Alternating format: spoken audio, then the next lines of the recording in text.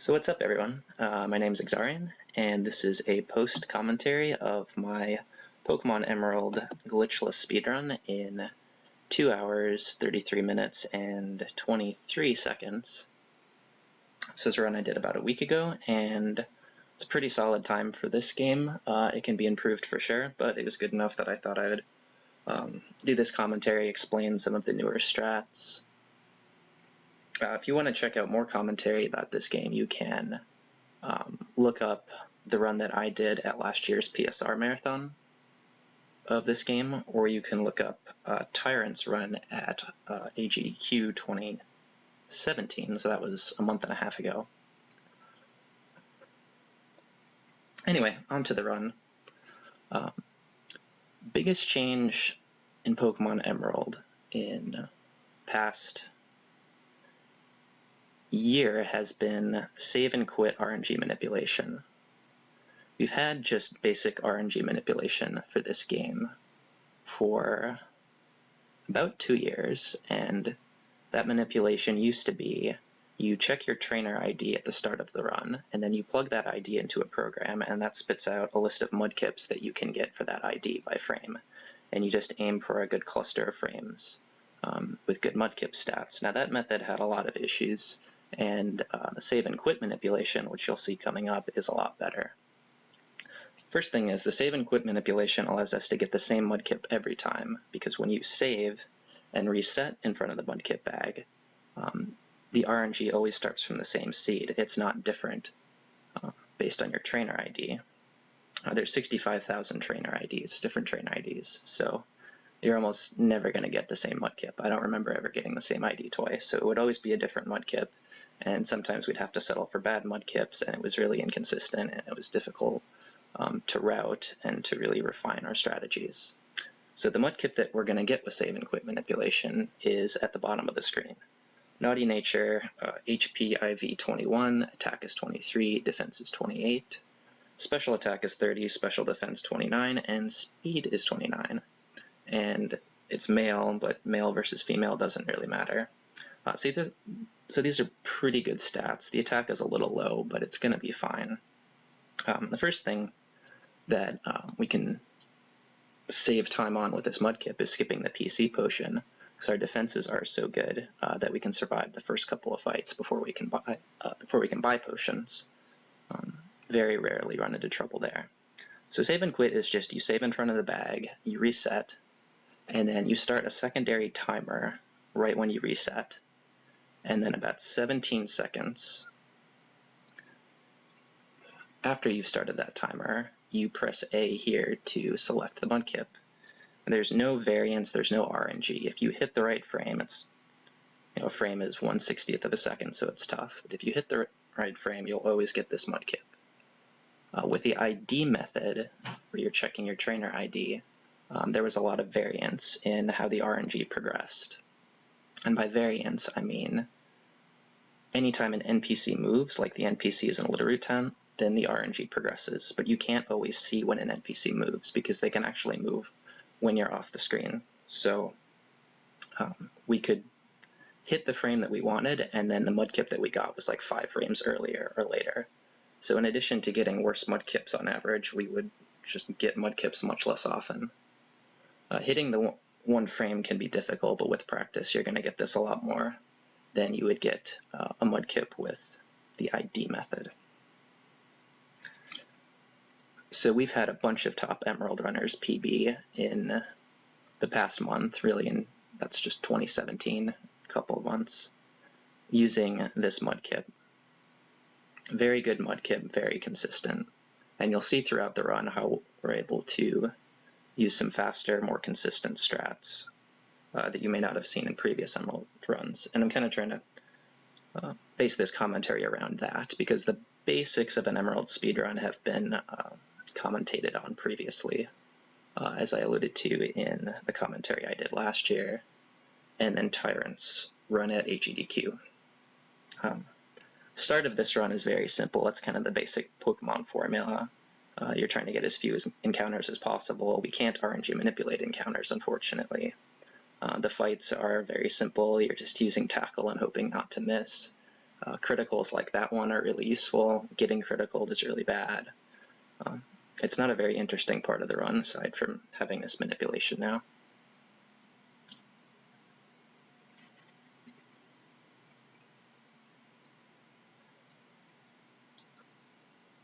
Here I get level 6 and I'm able to see that I did get the correct mudkip. We don't check our stats at level 5 to see if we got the correct mudkip. We can tell based on our HP and how much damage we do to the Zigzagoon, and sometimes we don't know for sure, and so we check at that rival fight. But if I miss the mudkip on first try, and I can figure that out during the Zigzagoon fight rather than during the rival fight, then I'll usually try again. It costs about 27 seconds to get it second try, but it's just kind of a sanity strat so that you're not resetting forever. Not a good idea if you're going for a really good run, because 27 seconds is a lot.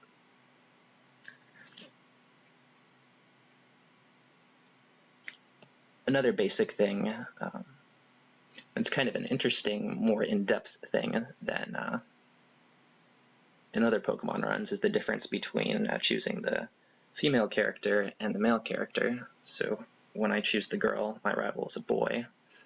That has a lot of differences in text throughout the run. It actually saves about 6 seconds in text, something like that, to choose the girl, because the rival talks less when it's the boy. But there's also differences in the rival fights that are pretty interesting, and it's actually really close, weighing the text and the movement differences in Little Root Town and the rival fights as far as who's faster, the boy or the girl.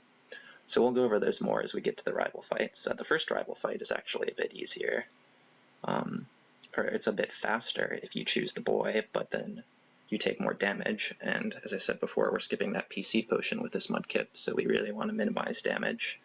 We have to get through that first rival fight and the fight on the next route without healing. Question, is there any gender variation on the enemy Zig? If you get the correct kip, it is always male from my experience, but Tyrant has said he got a female once. I don't remember if that was on emulator or console, but I haven't gotten it in like 100 runs, so if it is possible, it is quite rare.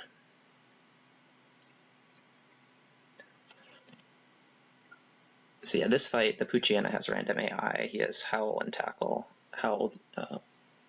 Tackle does 3 and then 4 after a Howl, so it is pretty safe, but if you miss Tackle or you get a low roll, then it's possible to die.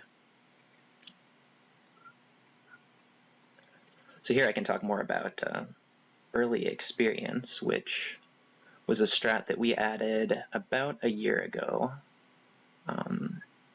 And this ties into the major reroute that happened a year ago, which is, or a little less than a year ago, which is no longer catching Abra, doing the route without the benefits of Abra's teleport.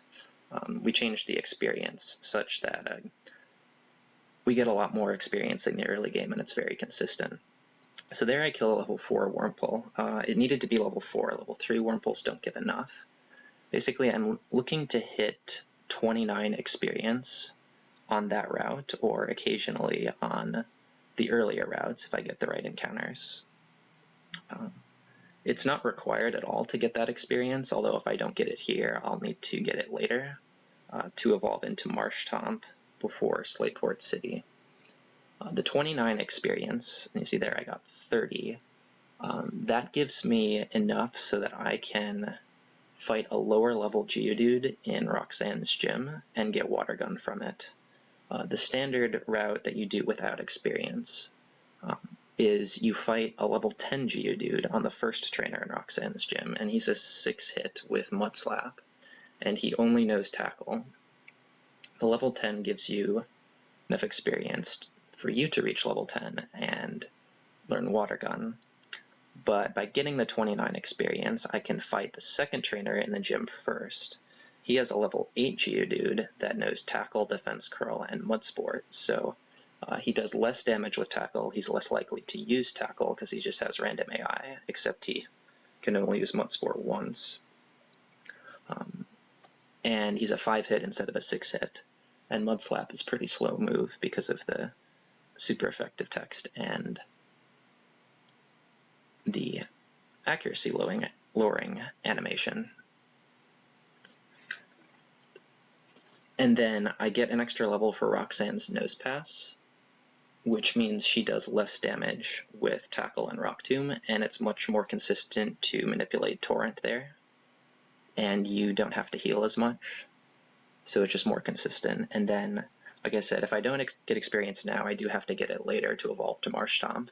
Since I've already gotten it, I don't have to worry about that.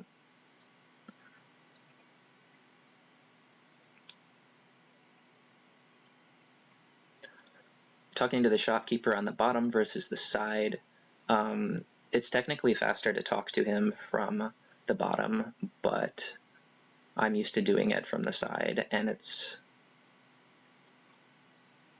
only faster from the bottom if you're frame perfect, and then it's also more difficult to bonk into him after the mart. Bonking into him saves time because then you don't turn frame.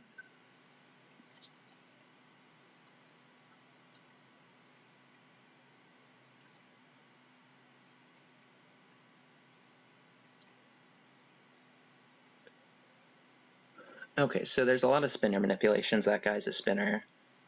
You can always manipulate him by just running to the tile, one to his right and one below him. I'll talk about this more later, but the best place for you to learn about spinners, and spinners are a huge part of this run, particularly with just the manipulations you do. You don't actually have to worry about hitting spinners because of the manipulations, but if you're a new runner, you want to learn how to dodge spinners. I have a pay spin, and so just go to my info section, and the section where speedrunning tools, I've got a write-up on Gen 3 spinner mechanics, and that explains all of the techniques we use to dodge spinners. There's so many spinners in this run, and the execution can be pretty difficult.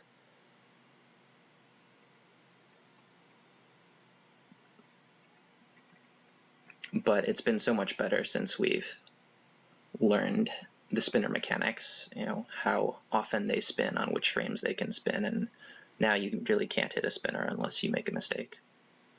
Really annoying fight there. If I had killed a Lotad, a level 4 Lotad, or a Ralts on Route 102, I would have gotten level 8 for that fight, and it would have been a 4 hit on the Pucciana, and he would have done 1 less damage with Tackle, so I had to risk dying there.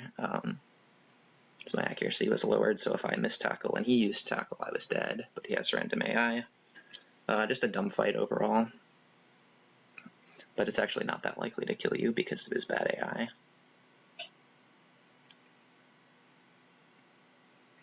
And yes, this will be uploaded to YouTube.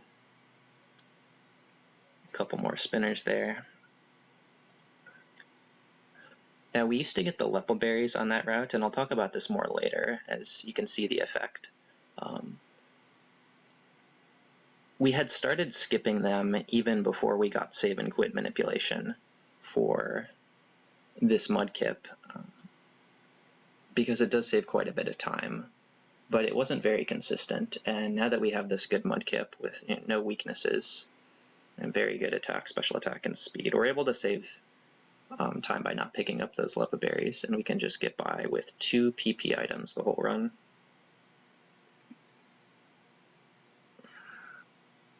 So yeah, here's the, Tommy is his name. This is the guy with the level 8 Geodude. He's actually got 2, but we'll just water gun the second. Unfortunate to get hit by Tackle here. You often take no damage on this fight, but he only does 6 with Tackle. And if I get hit again, it's fine, because I have the extra level on Roxanne. It's just so consistent to get experience for this gym, and I very rarely die when I do.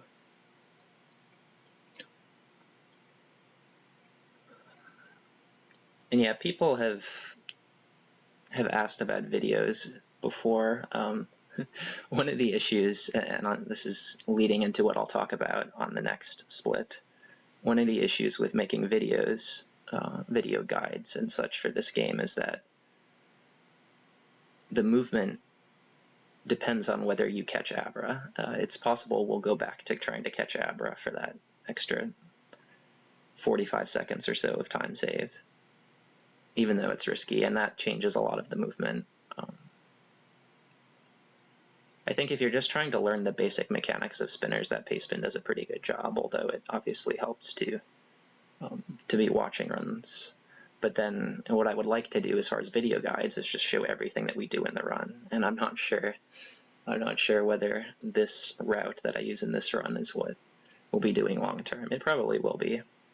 But yeah, I made a movement guide actually to the Abra movement. Nearly all of the routes.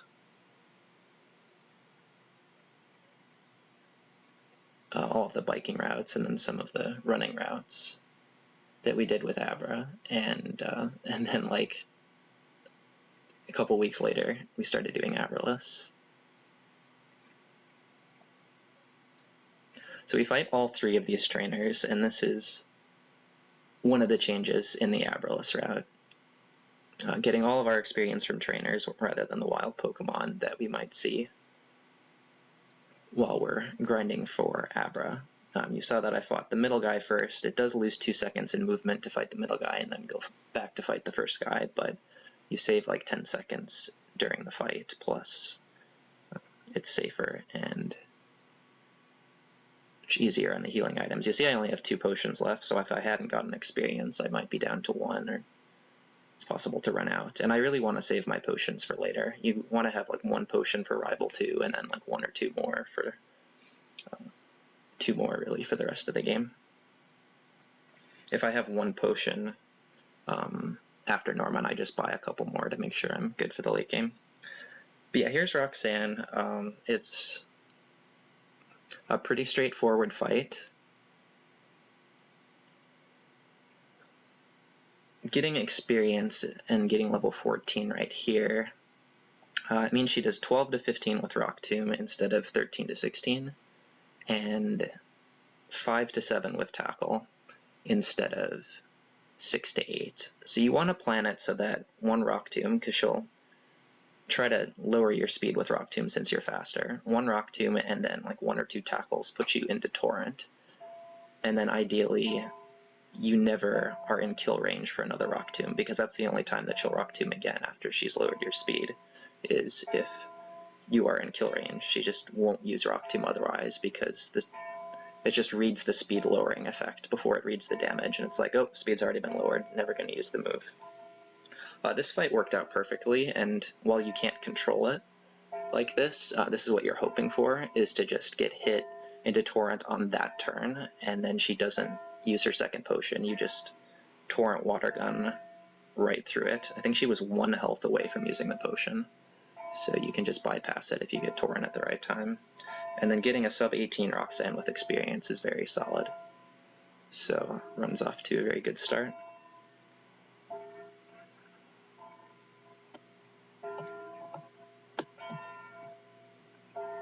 You'll see on the next route why I repelled before Roxanne. I can't make it through the next route with 1 repel without risking a bunch of grass tiles.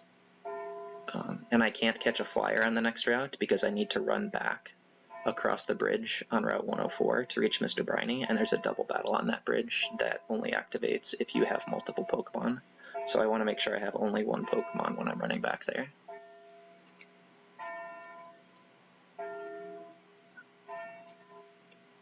Okay, so this route is kind of like a mini spinner hell.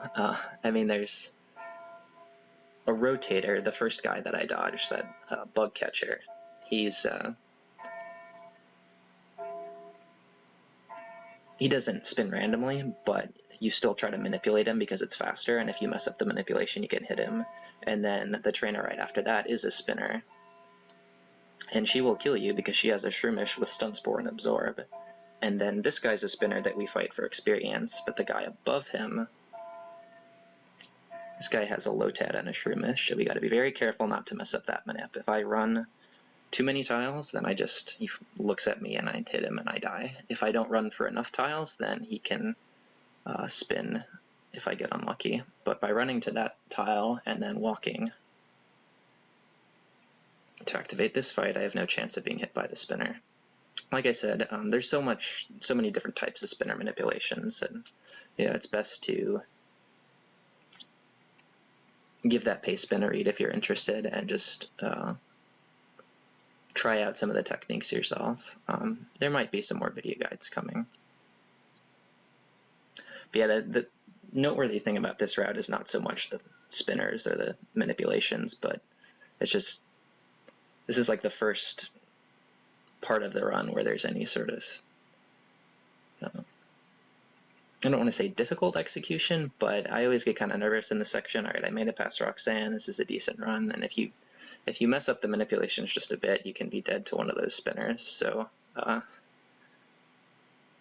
it always feels kind of scary. That's something about this game where you've got to be very precise with your movement. But I'll talk about Abra now. This is the route where we used to catch Abra. Abra was used to teleport at various points in this very large region where it takes a long time to get from city to city. And it saves about a minute to catch Abra, assuming that you just get it first encounter and it gets in the ball. The problem is that Abra teleports away. Always teleports away, and unlike in Gen 1, teleport does not have a chance of failing. And you don't have mean look or shadow tag, whatever the ability is. You have no way of keeping it from running away. So you get one chance at catching it, you have 2 great balls, and it's a 40% chance that it gets in. Abra's a 10% encounter, so 90% of the time you're just wasting time getting another encounter.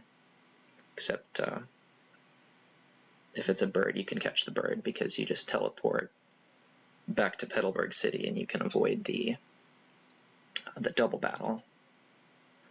On average, you're going to spend like 5 minutes here searching for Abra. Like I said, it saves a minute if it goes perfectly. So you're losing quite a bit of time on average. Now, if you're going for a top time world record, you can make the argument that it's worth just resetting for that really good Abra. But it's quite demoralizing and it's very reset heavy, and you're giving yourself a lot less opportunity to get good RNG later in the run. So you'll be losing time later, realistically. So we've kind of settled into doing Abraless. It's possible that soon the record will be considered good enough that we need to catch Abra to beat it, but nobody's really too excited about doing that. And I'll explain throughout the run all of the differences that result from not catching Abra. As I said before, we fight trainers in Roxanne's gym. We fight all of them instead of just the 1 or 2 that we used to fight before, because we're just repelling through that route. We're not giving ourselves a chance at catching Abra. And so we're not able to get experience from wild encounters.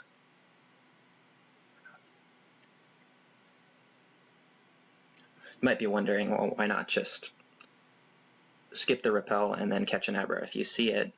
There's a few reasons for that. Number 1 is one of the time saves from Abra is teleporting back to Petalburg City right here.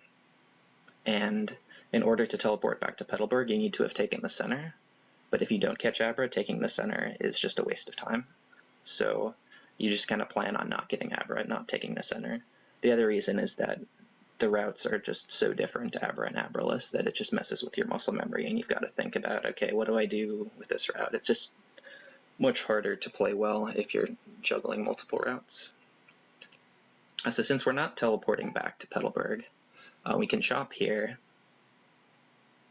Shopping here is a little more efficient than shopping in Slateport. If we caught Abra, we would buy the necessary repels and super potions in Slateport. But the mart here is a bit better.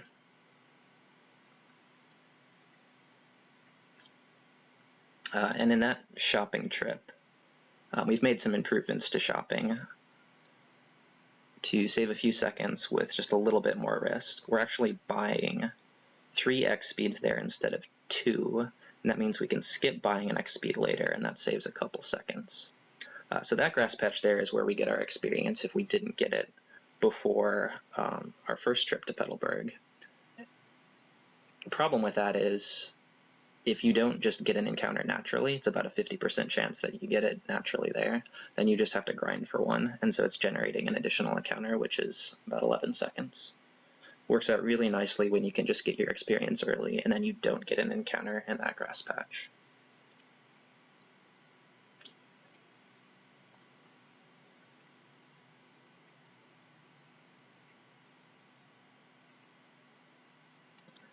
Abra manipulation is possible in theory, but we haven't found one, and there's two challenges to the Abra manip. Number one is being able to execute the manip to generate the encounter, and then executing the manip for it to get in the ball. It's likely going to require multiple frame perfect inputs to execute the ball manip. And the main troll with Abra is it's just not getting in the ball and like running out of great balls, and you have to Pokeball it. So it might happen. I would say it will probably happen that we're using Abra manip with competitive runs at some point. But yeah, right now there's just a lot of unanswered questions about Gen 3 RNG, so we're not worrying about it too much.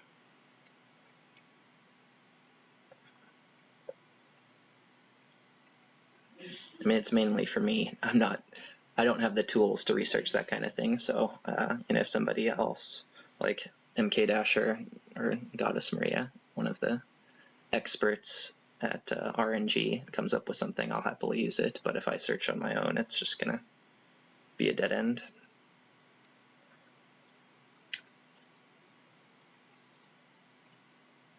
Yeah, and that's another thing, is that the RNG moves twice as fast in battle, so it's like skipping frames. I'm not the best at explaining it, but I've heard enough to not try to search myself. But I encourage others to do so, because you always want to try to save time.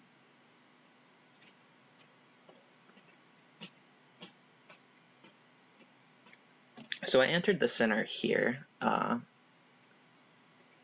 As you might guess, that's because I am going to be returning here to fight Brawly. We don't fight Brawly now because he's hard. That's really all there is to it. You have a pretty high chance of dying, and the fight is a lot slower. It's faster if it works out, because then you can just skip coming back here and just go straight to Petalburg. But yeah, we do a really cool strat that you may have seen before for warping back to Dewford. It's not using Abra. It's much more interesting.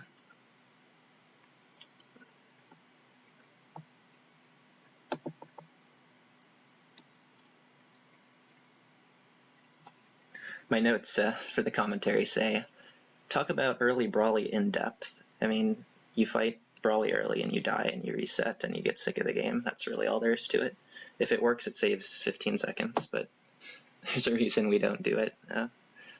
The Sapphire route, which is also Abraless, and actually is just about as fast Abraless as it is with catching Abra. They do early Brawly, and it's pretty neat when it works out, but pretty much all the top Sapphire runners have had days where they just lose like 3 or 4 times in a row to Brawly, and then yeah, it's not fun. It's riskier in other parts of the run as well, because it makes shopping tighter. You have to buy 3 X attacks to beat Brawly early. Gold Slateport split? What's that? Yeah, the Slateport split has like 20 seconds of variance, because we're just not getting encounters except for that one we can get at the end.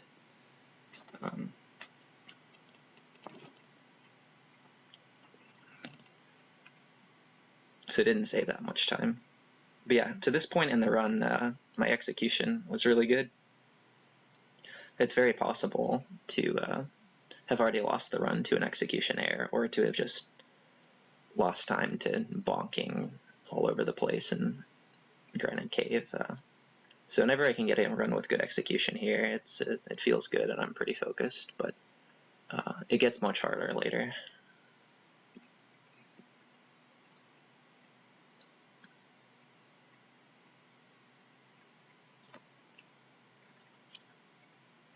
Another difference with Abraless is we don't teach Rock Tomb, we sell it so that we can do that shop in Rustboro. So we weren't able to one-hit the Zubat, We tackle it twice, but it's pretty unlucky to get supersonic and to hit yourself because he has random AI.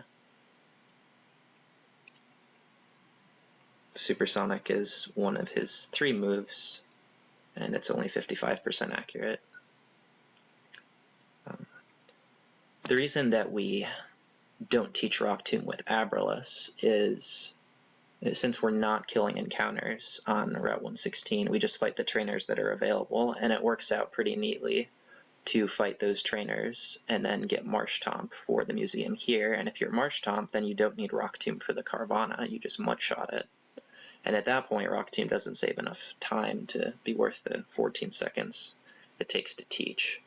And the money, the 1,500 that you get from selling it, really helps make shopping work. There's also that thing where Rock Tomb just misses again and again and pull your hair out. Tackle misses a lot too. I think just about every Gen 3 runner was happy to see Rock Tomb go. It used to be in the Sapphire and Emerald routes, and it's gone now. Is Water Gun only guaranteed if you get 1 in 16 roll on the Zubat? It's guaranteed if you get the second highest roll, and then he doesn't use Leech Life.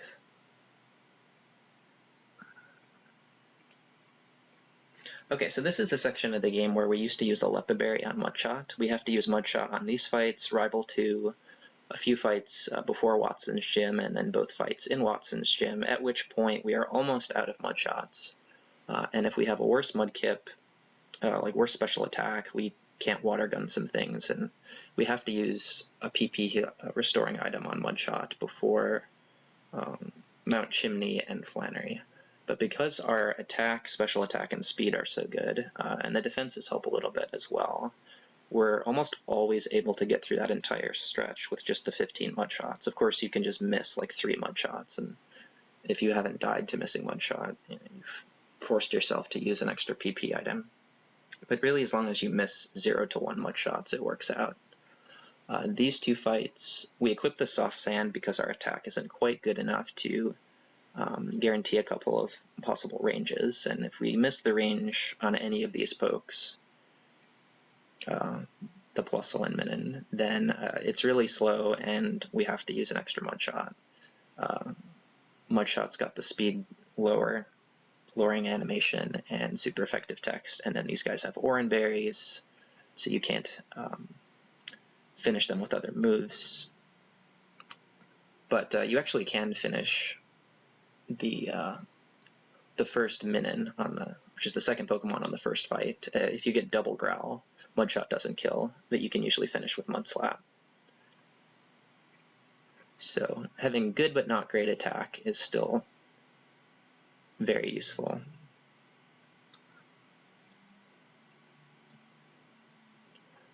And it saves like 8 seconds if you can skip using a PP item on Mudshot. So it's quite a bit of time, actually. It is a bit risky on the Flannery fight to have 1 Mudshot for the Torkoal, and if you miss, then you've just got nothing to kill it.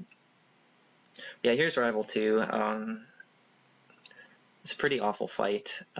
The fact that you actually are hoping to get put to sleep, and then you're not even healing off the sleep, probably tells you enough.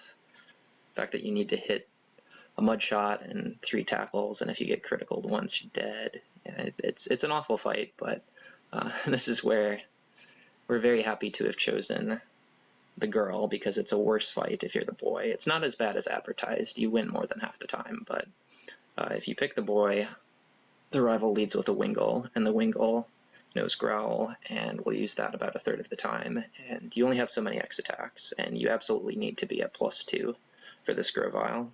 The strat here is the same as it's been since like 2012.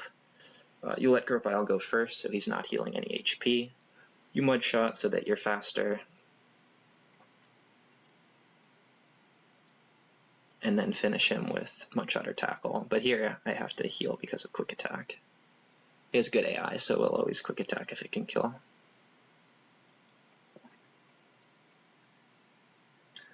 I think this was a good split other than that Zubat confusing me.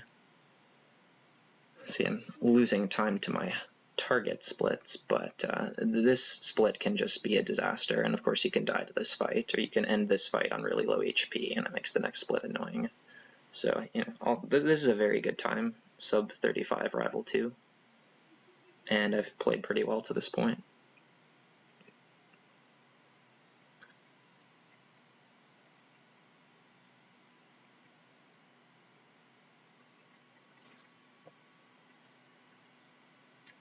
So now the Watson split is where you see a lot of the benefits of fighting Brawly early, if you choose to do that. Can't really die on the Watson split. It's pretty unlikely to die on the Watson split either way, but there are some ranges, such as that Magnemite in Torrent, that are better if you have the experience from fighting Brawly. So that was the first mistake of the run. Dang GameCube controller. Hit the wrong button.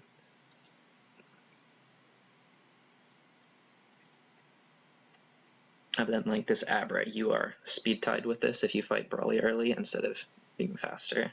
And if you're at low health, the Abra can kill you, and you have to heal or just risk getting critical. So early Brawly it feels worse than it is, but considering how little time it saves, and the fact that if you want to just play super risky, you can just catch Abra, it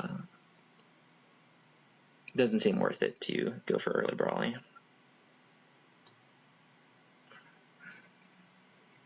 Yeah, I wanted to bike so badly. Emerald gets a lot more interesting when you get on the Mach bike. The execution is way harder, and it's just more engaging.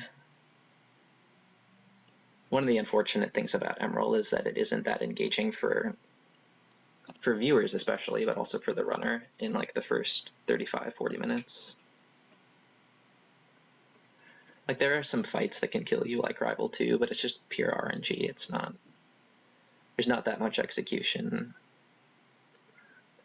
and it's very slow paced. But just watch a speedrun of Sun and Moon, and then this will feel like it's going by really fast.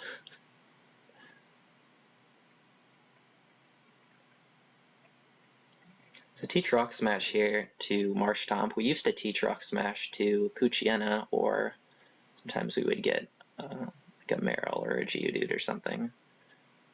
That was Worcester's strat that became standard a few months after he suggested it. It's just free time save. No need to catch an extra Pokemon when throughout this run you basically have a free moveset. You're not teaching Rock Tomb, you're not teaching Hidden Power. Works out really nicely. Rock Tomb is actually used on the Norman fight to good effect.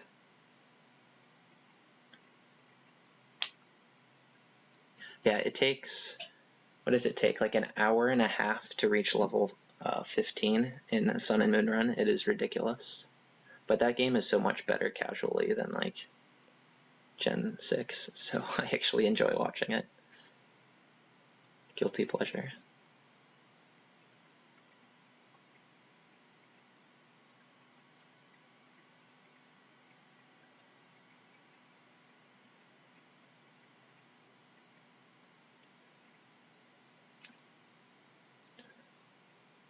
Yeah, you see here that I'm just water gunning everything.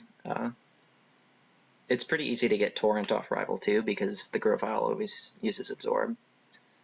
And then with good special attack, Water Gun kills everything here, so you don't have to waste mud shots and you don't have to worry about missing. It would have been faster to Super Potion in the bike menu and then mud shot this. I'm going to have to Super Potion on a separate menu instead, but it's worth it to save the mud shot.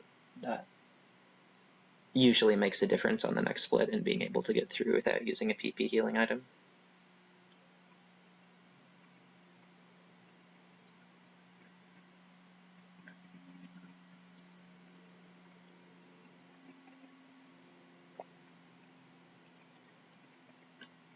Get off the bike there because the bike has slow acceleration.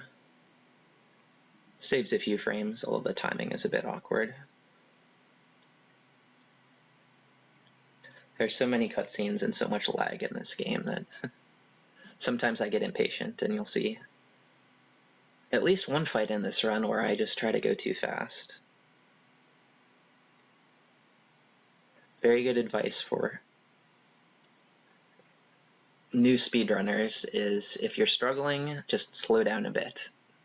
You don't have to be perfect. Don't know anyone who's perfect.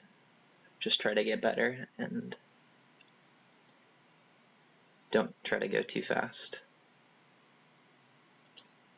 So that fight can be really trolly and got through okay because we hit the Zigzagoon range, but it's only a 59% range.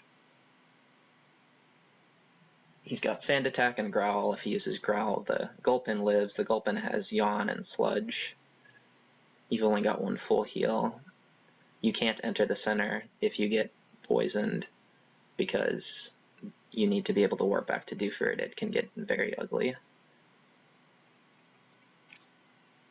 And the Watson fight is pretty free as long as you don't miss Mudshot.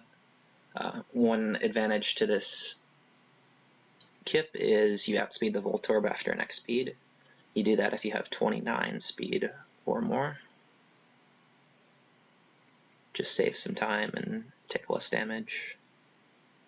And then 23 attack gives a very favorable range on the Manectric. We would like it to be guaranteed with the X attack, but is a better range you get with this Mudkip than you would with like a neutral attack Mudkip. If you miss the range, it might force you to use another Mudshot, and then he can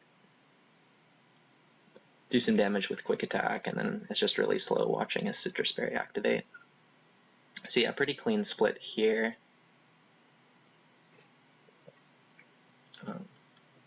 Sub 42 Watson is very solid. See, my target splits are 45 seconds worse, so very good run to this point. But yeah, this is where you start to get nervous. If you don't get nervous in this part of the run, I want to know your secret, because it just kind of, you go from running and walking to some very precise biking, and the Mach Bike travels at 4 frames per tile.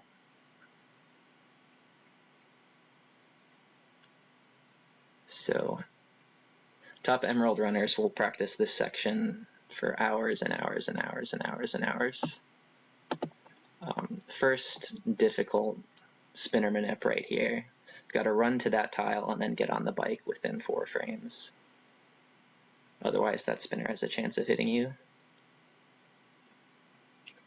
And then this repel timing is pretty easy, but you got to make sure that you turn up so that you don't run into the bottom spinner, bonk. Really, that whole section right there is just, when you're nervous, you just sigh of relief if I can get through the next route. This route doesn't have any spinners, but there's a lot of tight turns. Since we don't have a bird, we can go under that double battle. They don't see us. I use the, quote, slow movement to get the nugget there. Sheared is a faster movement. You'll see some examples this run where I do movement that isn't technically optimal, but it's just easier to execute. I think going for consistency with some of the difficult movements is worth it. You shouldn't do strats on runs that you're not like really confident that you can get almost all the time, unless there's just no alternative. You have to go for it or you lose, 10 plus seconds. I used to think, oh, you just got to go for the fastest movement even if you mess it up. Well, I mean, realistically, you can only do so well in a run. We don't make a lot of money speedrunning. We do it as a hobby, so we do the best we can. So here we hunt for Swablu, since we couldn't get a bird earlier. Swablu is a 40% encounter. It's 100% to get in the ball, or it's like 99.9 whatever percent to get in the ball after a water gun. So usually it's consistent and we don't lose runs to it, but the frustrating thing when you do lose runs to it is that you just lost a run after doing all of that biking. It's like, oh cool, I just did a difficult section perfectly, and now I just can't get a 40% encounter. I hate losing runs to swap loot.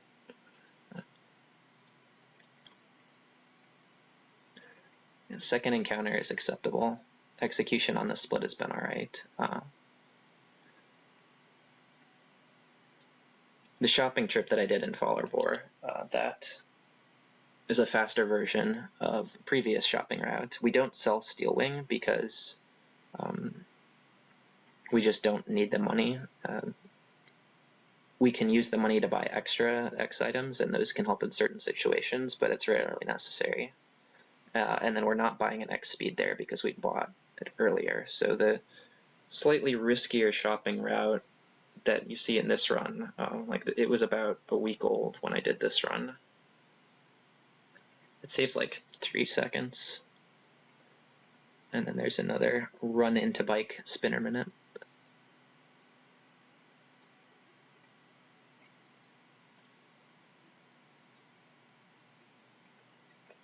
I'm almost always just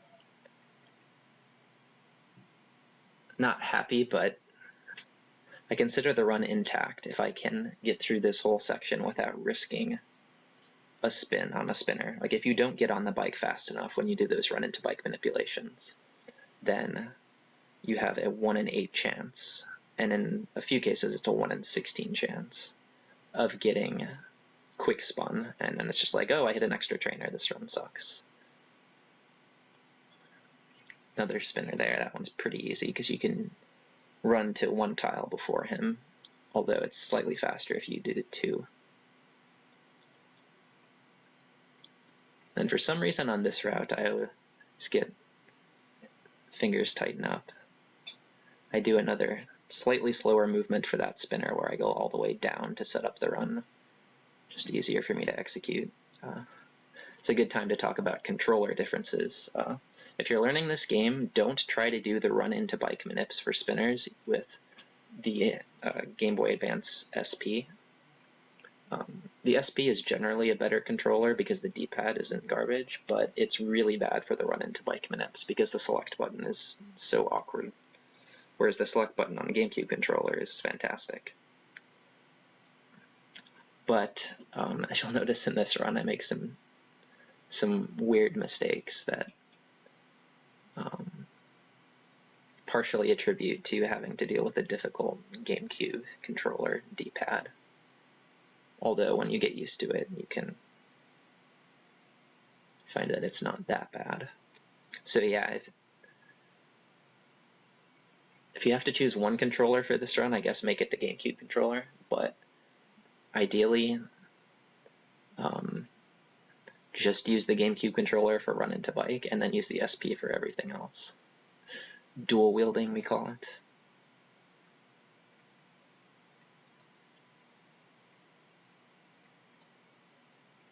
And yeah, this trip backwards from Meteor Falls is a lot different than what we do when we catch Abra. When we catch Abra, we just enter the center in Mauville and then teleport there instead of going this way, and we can actually skip fighting that trainer with the 2 Geodudes and the Machop. Like, you go get strength, but then you don't go fight the trainer and bike through that route. You just exit the tunnel on the west side and teleport back here. Fun fact about that is that skipping that trainer by getting strength late, it was never actually done in a run. What Abralis used to do is go get strength immediately after Watson and then teleport back before doing all of the movement that you saw to Fallerbor and Meteor Falls, and then teleport back to Mauville as soon as you did the Meteor Falls cutscene. But in order to get strength coming from the east side, you have to fight that trainer, and it's a 50-second fight. So you can just skip that trainer if you do Abralis, but then less experience makes this part of the game, and Norman's Gym in particular, a bit riskier.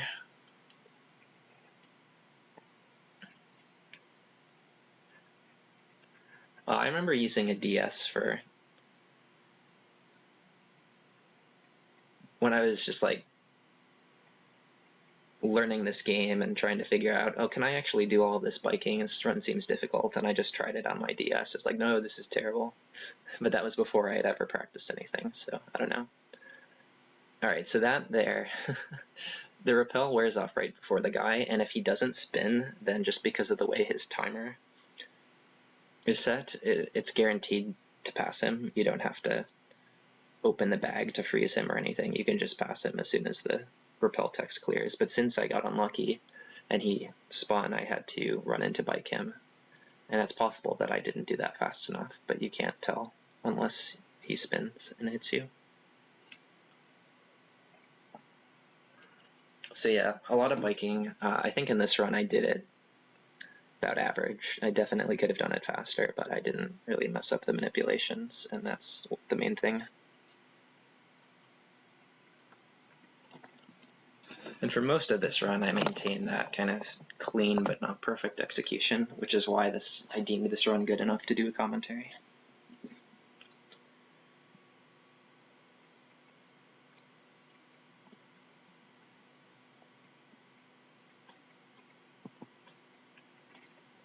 A lot of fights like this in the run where it's just Team Magma grunt one Pokemon. When we get to this later, it might be a good time to ask any questions you have about the route generally or a specific part of the game.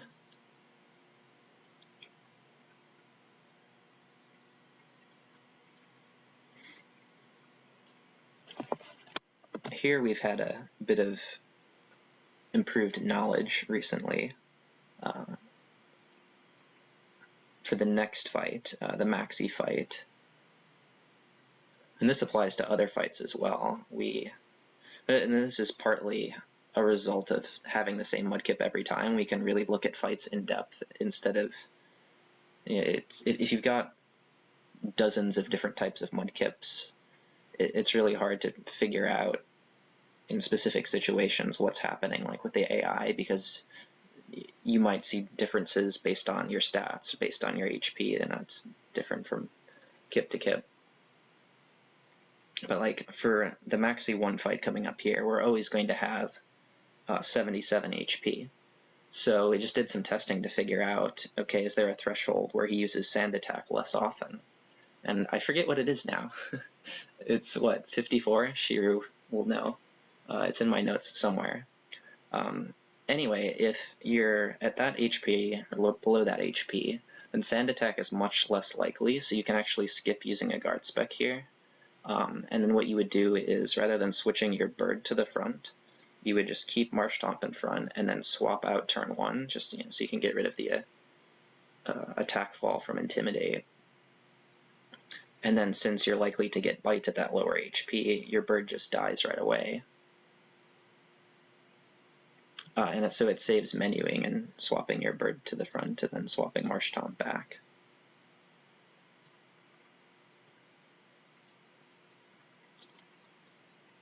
But at this HP, he is 50% to use Sand Attack, 50% to use Bite, so we don't want to get Sand Attack. We just use the guard spec. And then since we have good speed, we can use Strength here instead of Mudshot. Sometimes you really want a Mudshot because it's a speed tie, and that can happen. Get the lucky Sand Attack from 52. But yeah, with the speed tie, especially because Mudshot is slower with the speed fall animation, it's okay to use Strength there. And it's really nice to be able to save the Mudshots. And then if you get hit into Torrent by the Mightyena, which tends to happen if you have that lower HP, where you can skip the guard spec, then you can Water Gun Camerupt, save a Mudshot, and never risk missing.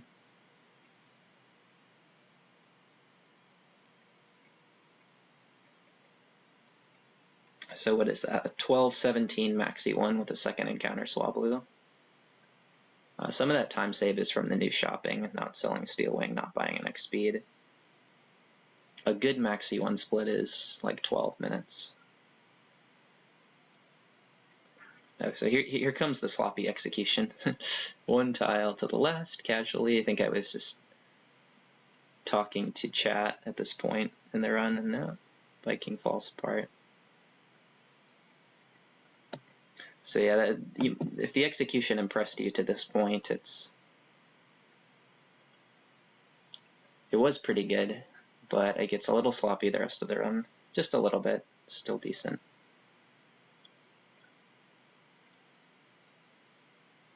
So now the Flannery fight is interesting.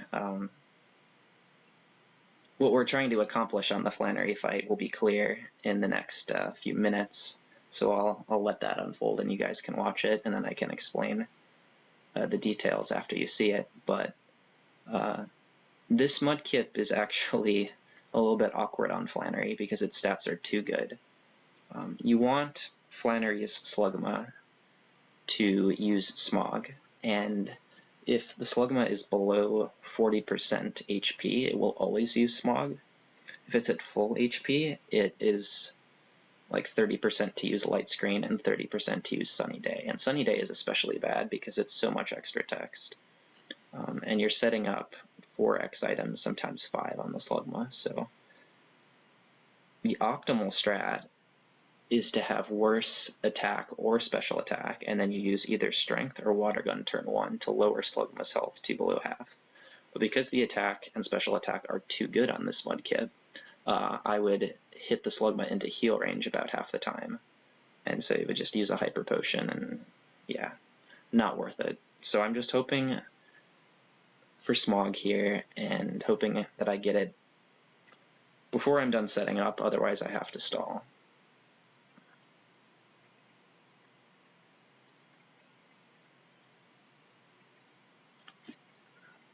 So 4x attacks, and then we got the poison that we wanted, and now we just have to not miss Mudshot. A bit of a smarter approach for this fight. You notice I didn't heal before the fight, but I'm still going to be fine here as long as I don't miss. If you need to stall to get poisoned, then it makes sense to just heal during the fight,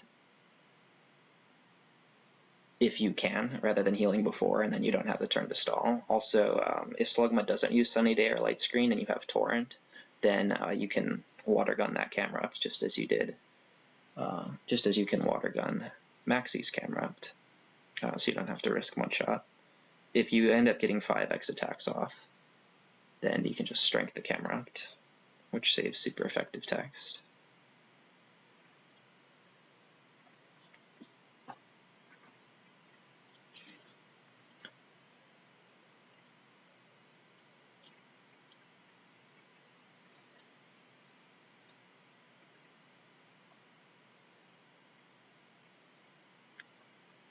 Yeah, and now's the time where I think of something clever to say about the Desert Candy.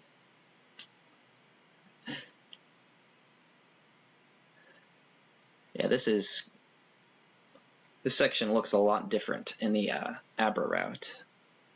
You don't get poisoned on that fight, you just 2-hit the Torque Hole with 1x attack and 1-hit everything else.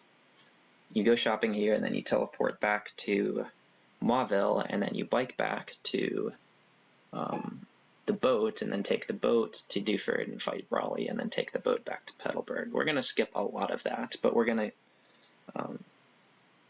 go get a rare candy first. Actually, what we did with Abra is we got the candy, and then we teleported. Yeah.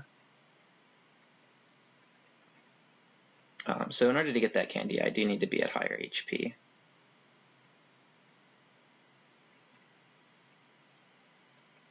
If I had gotten poisoned later on Flannery, then I wouldn't have had to use that potion. But it's okay, because we can buy potions pretty soon anyway. So yeah, if your HP is like 32 after Flannery, then if you take 1 extra step, then you can't get that Desert Candy. You have to heal, or if you're Shiryu, then you just die 1 tile away from the candy. But yeah, we're back in Dewford. Amazing. Death Warp here we've used since the beginning of the Abraless route. That single Death Warp saves most of the time that you lose from not getting Abra. If you didn't do that Death Warp, you would lose like 2 minutes to not getting Abra. Abra does a bunch of teleports to Mauville. You do this one big death warp, and it saves a ton of movement.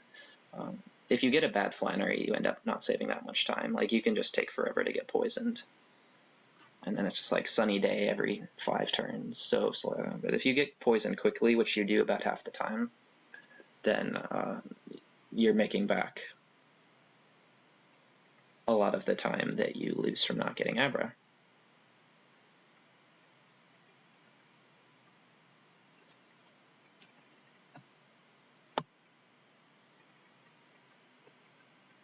So there's late Brawly.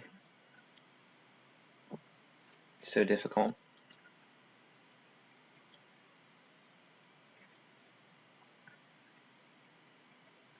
Early Brawly is 3x attacks, 2-hit Machop, and then you Mudshot, 1-hit the Metatite, but if you miss it kills you with Focus Punch. You Mudshot, 1-hit the Makuhita, except it's a damage range, and if you miss the range or you miss Mudshot, it kills you. I'll take late Brawly. Okay, so here's one of the changes to the route you're going to see coming up that we've done this year since we switched to running this Mudkip. You'll notice I rare candied to 30 before Brawly. When we started running this Mudkip, we would rare candy in Norman's Gym on a heal menu. But we're going to take a different path in Norman's Gym that's faster and riskier, that requires us to have level 30 at the start. It's really tough to evaluate this path versus the old one. The old one is to go right here, and we fight a Delcatty, a Slackoth, and a Vigoroth, and the fights are kind of slow but consistent, and it's pretty much impossible to die. Here we're going to fight a Swellow, a Spinda, and a Zangoose, and if we get decent luck, we're going to 2-hit all of them, whereas the right path, you 3-hit the 3 Pokemon I mentioned. Swellow is no threat at all. This is the easiest fight of the 3. It just uses Wing Attack, and even if it criticals twice, you're usually fine. Strength is a guaranteed 2-hit, but if you're level 29, Strength is unlikely to 2-hit, and then it'll heal after the second one, so that's why you need level 30. This fight is the weird one. So this Spinda has good AI, except Teeter Dance is like a bugged move that doesn't actually have good AI, so it has Focus Punch, Teeter Dance, and Dizzy Punch, and if it confuses you with Teeter Dance, you can't heal Powder because it can just confuse you again. So I'm just going to have to YOLO here and possibly die. This is the worst case scenario, but if he just uses Focus Punch, then he doesn't damage you at all, or if he uses Dizzy Punch and doesn't confuse. Also, he can live a Strength plus a Mudshot and then heal, so there's so many outcomes on that fight.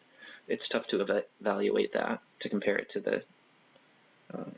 the counterpart on the right side, which is like a completely free fight, but is usually an extra turn.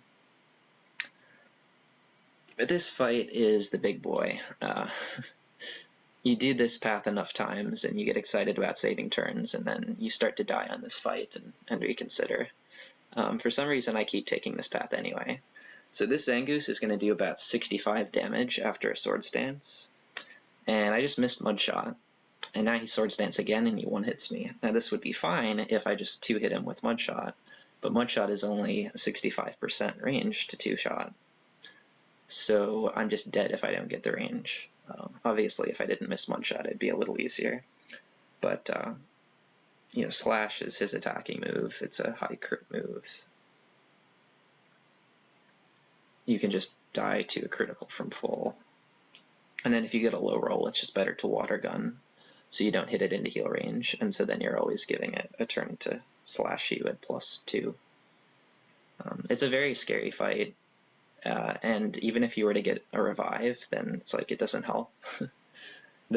It often doesn't help because he's just like at +4 by the time you revive and send Marshtomp back in, and he just 1-hits you. But yeah, if that all goes well, it saves like 10 seconds. And it also gives me level 32 for the slacking on this fight. It's a bit more experience. Now for this fight, there's a ton of strategy. This is like one of the most strategic, if not the most strategic, fight in the run.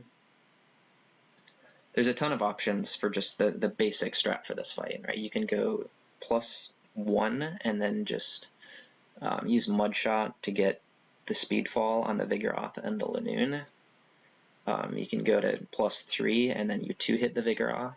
That's what I'm doing here, and you'll see why I go to +3 and 2-hit the Vigoroth instead of +4 and 1-hit it. You can go to +3 and go for the Vigoroth range, but it's a 53% range and he heals if you miss it. You can go to +5, and there's some interesting things you can do with +5 on the slacking, but +3 is really cool when it works. You do have to 2-hit Vigoroth most of the time, and then Lanoon can live strength, so you go for the Mudshot. There's also the Spinda. The Spinda has that random AI with Teeter Dance where you can just keep spamming it even though you're confused. Yeah, you can run out of heal powders, find a bunch of highlights on YouTube of runners dying to that. Anyway, when we're at +3, our Rock Smash does about 30 damage to slacking. So when he counters us, we're alive in Torrent. And then we're hoping we get the defense drop on the first turn, because then we can just finish it with strength. And since we X-speeded, we're faster and has the loafing turn, and he just doesn't get a chance to kill us. If we don't get the defense fall, we can just go for it again, and then finish him with Mudshot. And having the extra level 32 makes that a very favorable range. If we don't get the defense drop, then we have to heal and then finish with 2 Mudshots, and it's very messy. And of course the defense drop and super effective text from Rock Smash is pretty slow. So there's a lot of options on that fight, but when you get it to go like that, it feels really good.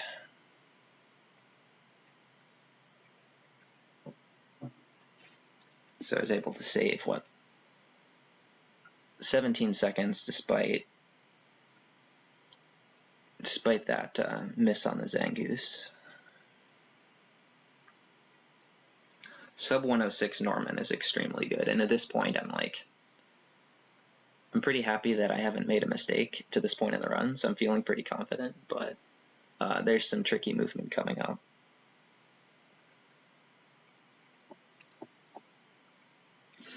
Also, one issue with Torrent strats, we're getting Torrent off Norman intentionally so that we can one-hit a Pokemon in this split. You're level 32, and since you don't have Abra, you can't get back to Mauville City quickly. You have to bike and surf back, and there's a lot of water. And the encounters that you can get in the water range from level 5 to level 35, so you can get high-level tentacles even though you repel, because you're only level 32. Tentacles outspeed you, and they can kill you from Torrent, and that has happened to me on good runs.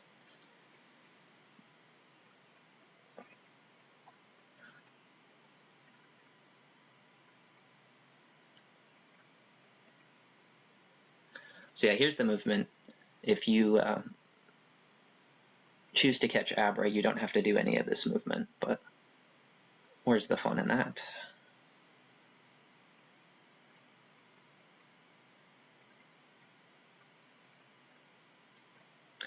Also, fun fact, and this has not happened to me recently, if you get a Tentacool in this water while these trainers are on screen, like right here, and then you try to do that movement, just going straight through, then they see you.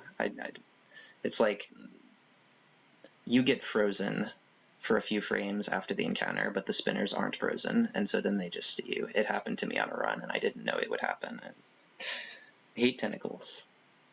And I hate it here because this next movement is pretty precise, especially with the GameCube controller, with manipulating that spinner to the right.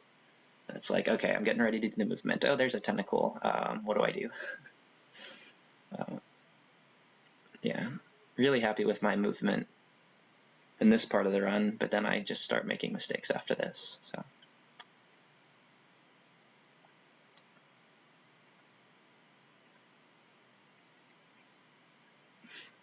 Okay, watch this amazing spinner manip coming up.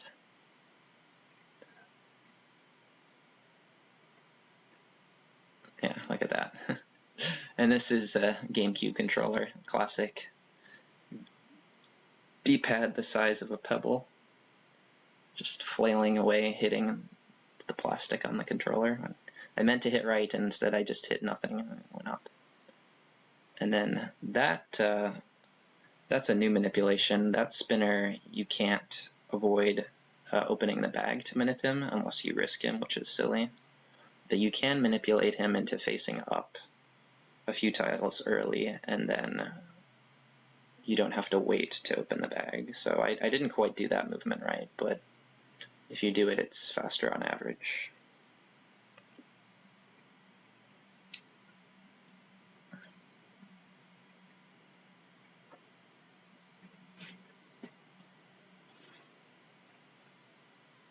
Should also mention that the Norman fight and the torrent setup here does not work if you have bad defense.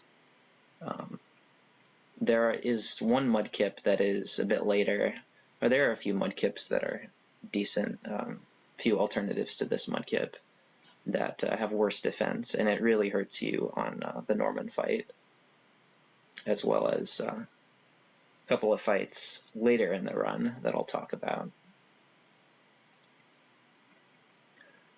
This section here in the Weather Institute is, for the most part, just a bunch of trivial fights against the bad guys, of which this game has far too many, but there's some interesting strategy with a move selection. So the Carvanas, all of the Carvanas in the run you want to use Mudshot on, because if you use Surf, I mean, like, they die to anything, right? They die to Surf, they die to Strength. If you use Surf, you get not very effective text, which is 2 seconds. If you use Strength, you get rough skin text, which is a little more than 2 seconds. If you use Mudshot and you miss, they can kill you. So you've got to balance that risk versus that time loss here because you're in Torrent, and if they use Crunch, they can kill you. So which move you use depends on really how deep in Torrent you are. Here I am high enough that I can survive everything this Carvana does except Crunch. And it has random AI because he's just a dumb grunt. So I'm going to go for the Mudshot to save the 2 seconds, because even if I miss, he's likely to do nothing, which is what you saw with the first Carvana. I missed into Focus Energy. But now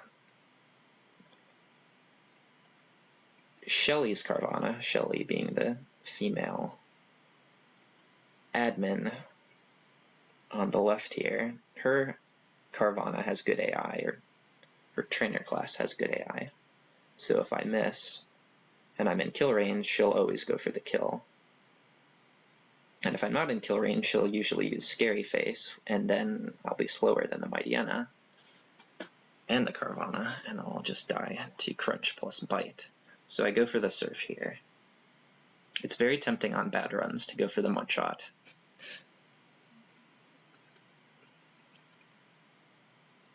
But yeah, Torrent for the Mightyena is really nice because it has Swagger, and Swagger is really slow, and you can lose more time if you hurt yourself, and of course you can also die to Bite critical if you're low and you don't kill it in Torrent, but with this Mudkip you always kill it in Torrent.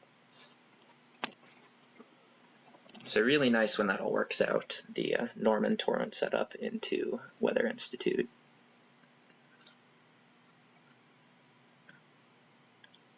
We're going to take the bed for a quick free heal on the way out. There have been quite a lot of small routing improvements since we changed to using this Mudkip, and one of them that we considered is skipping the bed here, because you don't really need the PP, you just need the HP, except when you get the HP heal, it takes you out of Torrent. So the thought was, okay, if you skip the bed, then you'll be low enough HP that you can manipulate no protect from the Pelipper that the rival has, and then you can Torrent Surf the fight in Winona's gym, the double fight. It ends up being too risky and saving too little time, especially because we have a better strat for the double battle in the gym, which I'll go over when we get there. It would be a lot more considerable if you had better attack, because with really good attack, you can one-hit the Pelipper at +3, but with this attack it's only a 77% range, and then you just die if you miss it.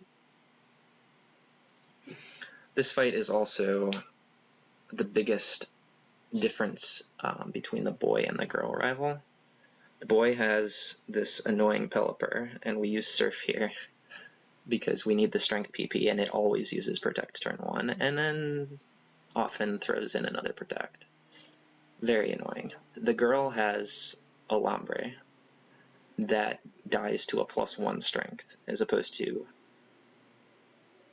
dies to 2 +1 strengths, and Lambre has Fake Out, but usually doesn't use it, so you usually just have 1 turn instead of the 3 or 4 on Pelipper. And then that's 1 fewer strength. And the strength PP does matter. It's pretty flexible, but there are some instances where you have to lose time in order to save strengths.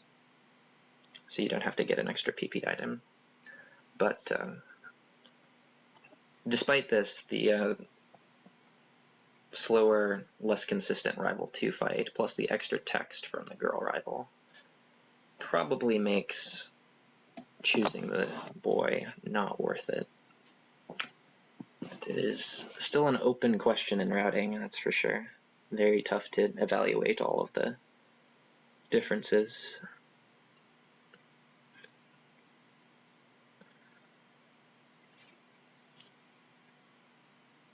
So here, if we'd caught a flyer early, which would be on the grass, in the grass before Mr. Briny, then we wouldn't have to override a move for fly, which would save 8 seconds. So that's one benefit to the Abra route, is you usually catch a Talo on the route where you catch Abra, and Talo comes with usually 3 moves, and then fly is the 4th move. You don't have to overwrite. Saves 8 seconds. We used to unequip the Mystic Water from cast form and give it to Swampert there. It's honestly, you could do it either way. Like, you could give the Mystic Water now or later. The reason that we delay it until later is we want to keep the soft sand for the double battle at the top of Mount Pyre, because then we can one-hit the Whalmer, and then in some situations that's useful because the Whalmer can kill the cast form or do enough damage to Swampert that you have to heal or you have to burn a super potion or a regular potion. Usually you don't end up using Mudshot or needing Mudshot on the Whalmer, but you don't usually need the Mystic Water for Winona's Gym either, so could go either way. Can talk more about that double battle when we get there. Another difference in the Abraless route is since we can't just teleport back to Fortree, we have to fight Winona now. We can't go do Mount Pyre and go get the rare candy at the top of Mount Pyre and then get some useful levels here. So that's why we got that rare candy on Route 110 and risked those damn tentacles. So we can get Swampert for this gym because we can't get the candies later. This gym used to be a huge run killer and had a ton of variance, and it still kind of does, but this fight is much more consistent.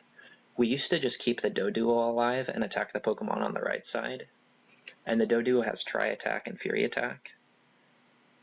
Very inconsistent because the Doduo has random AI, and he can just kill cast form with 2 Tri-Attacks. He can status you, and you can run out of healing item, or run out of heal powders. A lot of bad stuff can happen. This fight is just awful, but somehow it took me like 2 years to realize that doing it this way was better. You just kill the Doduo right away. The Swallow, it does have Wing Attack, which does a little less than half to cast form. It has Double Team, which can be trolly, but just getting the Doduo out of the way makes this fight way better. And then the Xatu comes out into a Shockwave as opposed to the Xatu coming out when there's Pelipper, and then having to kill the Xatu with Strength plus Shockwave. Strength plus Shockwave is a range, and the Xatu gets a turn, and the Xatu has some slow moves, and Nightshade does 29 damage. So yeah, that fight, unless you get Protect from Pelipper, it's actually consistent, and that's one of the reasons that we've seen a lot better. A lot of PBs recently, I think, is just not losing tons of time in this part of the run.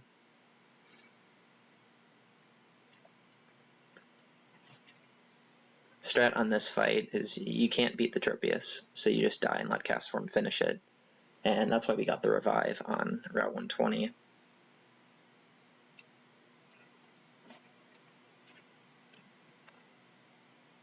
What the Abra route can do, since you've got some extra experience from the Mount Pyre battles, is you get level 37 after the double battle there, and then instead of using a revive, you use a rare candy on Swampert, and that puts it at level 38 for Winona and in Torrent after you use a potion and or an Oranberry. But that actually is kind of slow, even though it's consistent, so just using the revive is okay. We used to really struggle to get Torrent from Winona from this half health, but we have a strat that's a bit more consistent now, and we have some better backups. Like what we used to do is just like go through this fight and hope Altaria hits us, and if not, then just like cry. But we have some sort of Torrent manipulation.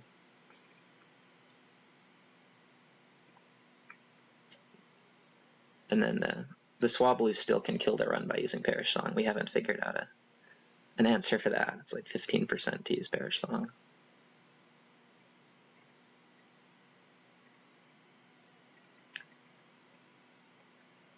Bit of time for question before I explain the strat here. Do you think there are any currently developing or currently existing strategies that could significantly improve an Emerald run beyond this one? Well, RNG manip for Abras is the obvious one. Possibly RNG manip for other things.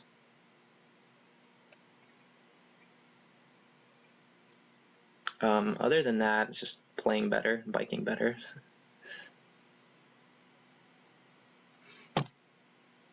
So yeah, we mudshot the Pelipper there because we don't have enough strengths to just spam strength there while it protects. It's not guaranteed to protect, but it's likely enough that it's reasonable to just mudshot there to save the strength.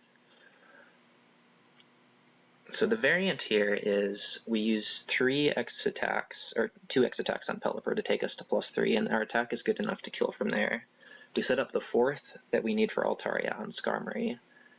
The idea being that it uses Aerial Ace twice to put us in Torrent. Here it crit Aerial Ace and Sand Attack. It doesn't usually Sand Attack, but that is a risk.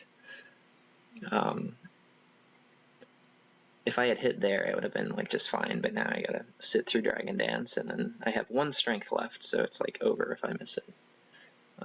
This is where we're not quite as consistent as we were with Abra, where we have level 38 and we have Torrent and we just one-hit the Skarmory in Torrent. But usually the fight is fine. You just get double Aerial Ace and no Sand Attacks and you just kill. It worked out okay in this fight as far as the Torrent manip, but you see I lost some time despite having a good double fight.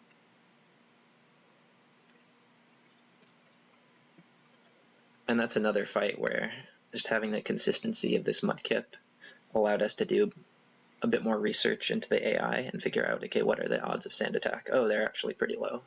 So we can go ahead and set up on Skarmory and get hit twice.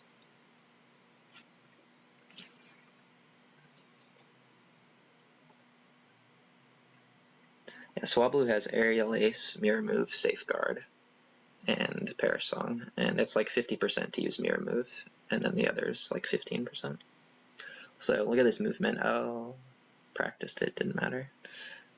This is like my favorite movement in the run because there aren't any like really tight turns. It's just kind of free-flowing movement, but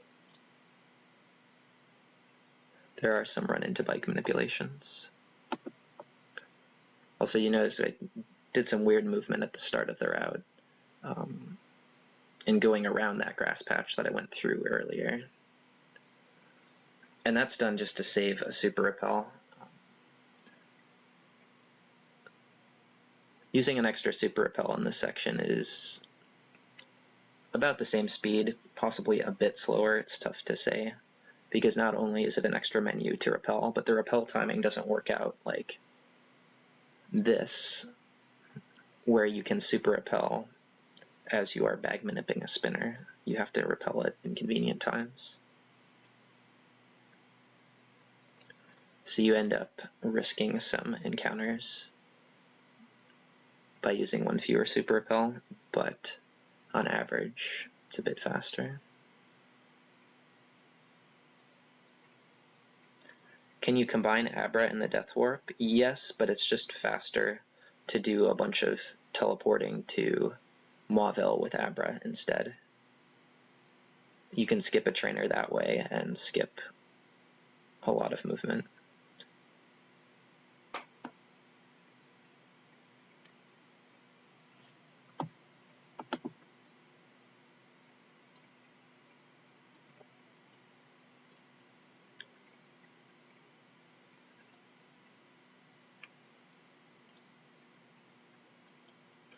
If you get only one aerial ace from Skarmory, then you can just get closer to Torrent by strengthening that Carvana. You take 8 damage from Rough Skin. I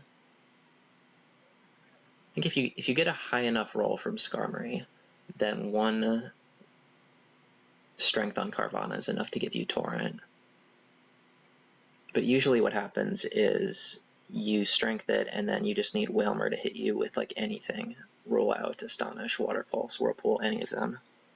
So you just need Whalmer to not target Cast Form. So yeah, that's like the backup if you just don't take enough damage from Winona.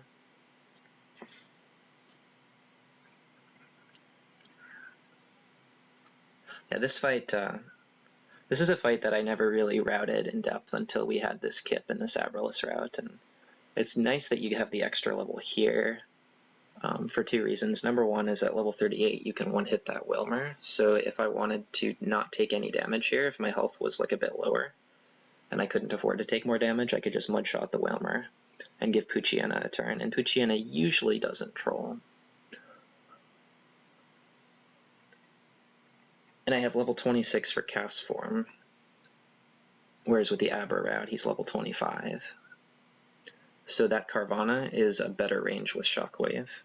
Teaching Shockwave to Cast Form has been in the route for a long time, and it's never not cool how it saves so much time.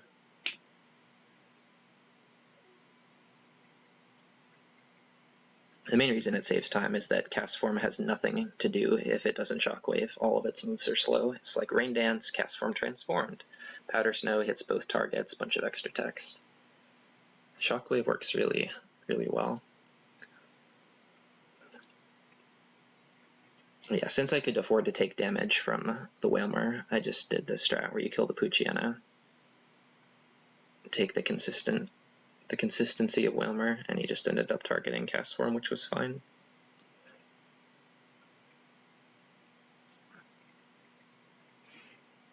So there, I didn't have a repel up for those tiles. That's part of what you risk with 1 fewer super repel.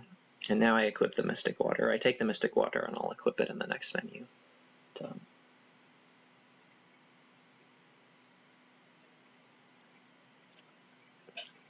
Not sure how well known this is, but it's faster to remove items from the Pokemon menu and then equip whatever item you need to equip separately than it is to just equip the item and go through the text of, oh, A is already holding Soft Sand, do you want to unequip it and replace it with Mystic Water? If you just remove, it's like 2 fewer text boxes. So as long as you're quick with it, you save about a second.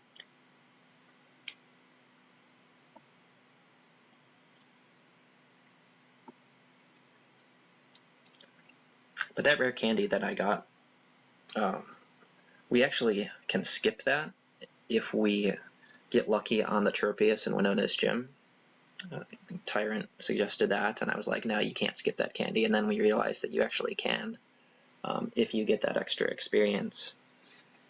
Like if Tropius misses Razor Leaf, or if you crit Strength, that's usually how it happens, that you don't have to finish it with Castform.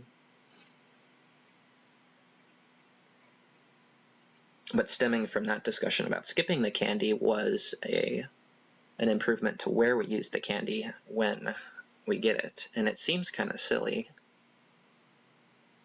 but we're actually going to use it after the next fight to just get a bit of experience to level 39.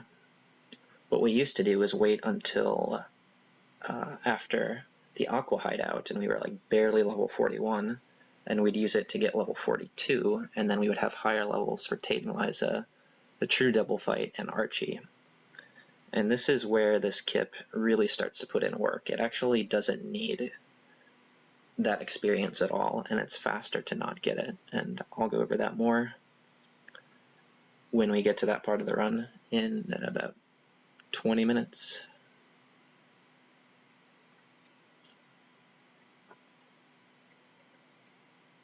Also a fun fact, when you use a rare candy to reach a level where you learn a move, and then don't learn it, like I don't need to learn Money Water, there's about, is it 15 frames? I forget.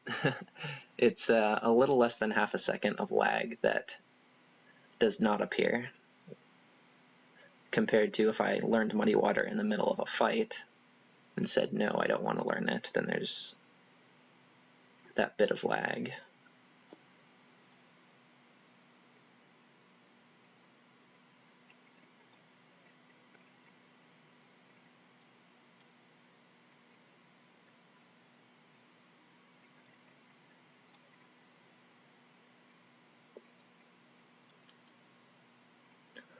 So using the candy here is going to make us a lower level for the late game, but it's going to give us level 40 for the Crobat on Maxi 2, and that's going to guarantee that it dies to 2 Surfs. And the really cool thing is that in some cases you level out of Torrent at 40, but I don't actually need Torrent when I enter the Crobat. I just need to be in Torrent after it hits me because it outspeeds me. So I'm going to enter Maxi barely at level 39, and so I'm able to keep Torrent and one-hit the Mightyena. And then Crobat is going to hit me back into Torrent, but that's only if you're at slightly higher HP. Like here, I'll be in Torrent at 40. There's just a lot of cool things about this candy reroute. It falls under the category of flat time saves, which are always amazing in Pokemon runs. Compare that to like situational time saves, where, oh, if you get this RNG plus, you know, blah, blah, blah, then you save 30 frames. You reach a stage of your speedrunning career where it's like, okay, I want to focus on what's most important and drill that into my head rather than find every little place where I can save a frame, because you just end up losing so many runs to RNG that you don't realize those time saves. So anytime I can find a flat time save, where it's just like every run you're saving 5 seconds or 10 seconds, it is a huge motivator to try to grind out a good time with that route.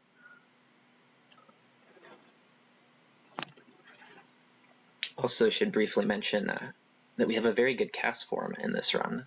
Castform doesn't need to be good, but it always saves time. Well, it always loses time if it has bad special attack or terrible speed. And if it has bad special defense, it makes TNL, Tate and Liza, pretty risky. This Castform has very good special attack and then amazing special defense and speed.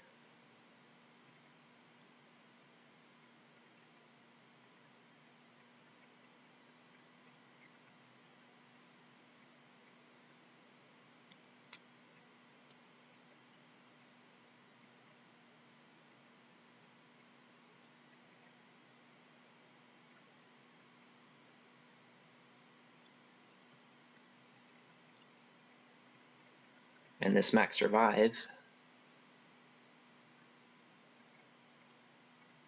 we're going to use that on TNL. And that's what we use to do the fight without Abra. So like the only Pokemon we're taking with us to TNL are Swampert, Castform, and Swablu.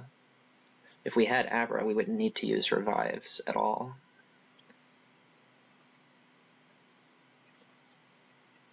But it's actually faster to get the max revive and use it on Castform because we don't have to juggle a fourth Pokemon, sending it out and waiting for it to die.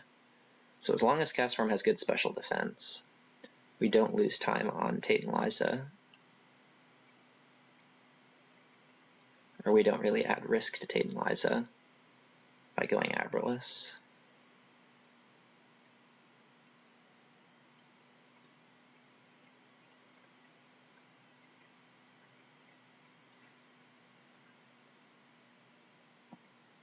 So yeah, Torrent strats going really hard here. This fight is the main reason we want to have Torrent after Winona. If you don't have Torrent, you don't want to hit the Mightyena. And then it uses Scary Face, and then you're slower than this, which has Earthquake, and the Mightyena can use Swagger. There's just no way to do this fight without losing like 20 seconds if you're not in Torrent, unless you get really lucky. But yeah, with the improved strats on Winona, improved candy timing, we're almost always getting a clean Torrent in this section.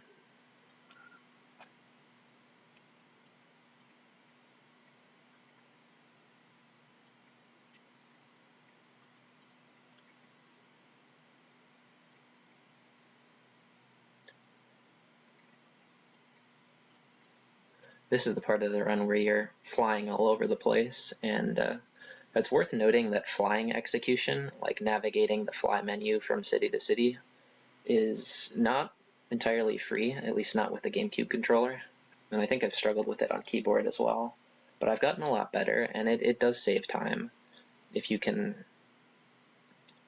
I mean, I don't even do the fastest fly strats where you go diagonally. Sometimes I'll just go right and then down because it's easier. But if you can do that without missing your target, or without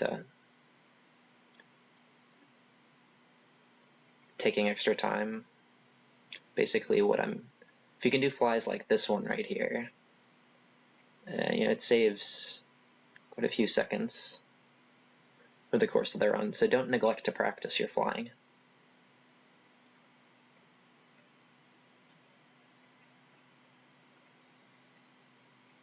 And then here's a fun thing that happened in this run.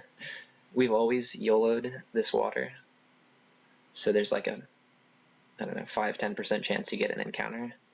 But I got it on the one tile where I have to turn, so there's a turn frame there that wastes 8 frames. And there's a movement that is just as fast where you approach the water from below and you can't get a turn frame because you're just going straight up. And I didn't know that movement existed until a few months ago, I think. And at that point, I had already had the movement that I just did where I approach from top left so ingrained in my muscle memory that I just decided it's not worth skipping because how often do you get an encounter on that tile? And it's only 8 frames.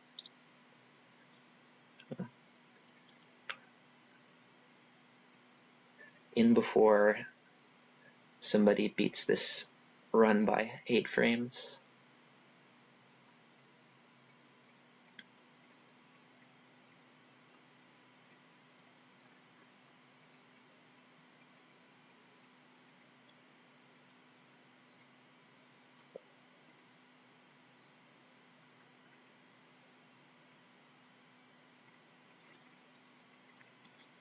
Yeah, this is one of the fights where you lose time if Castform has bad special attack. The Carvana becomes a damage range.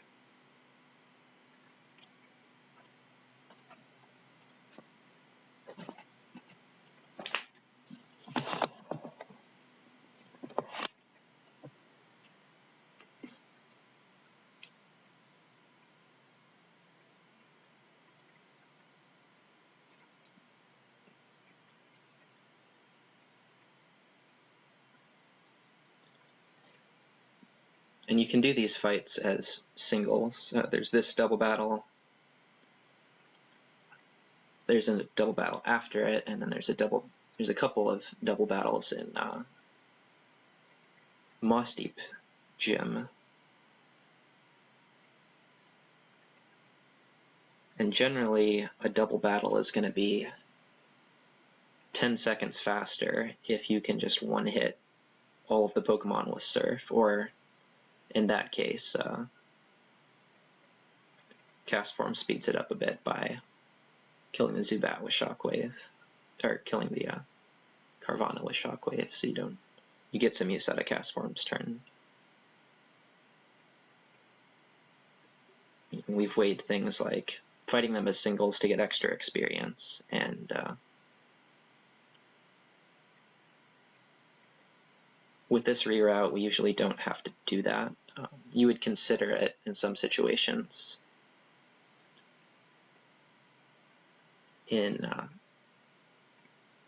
the Moss Deep Gym,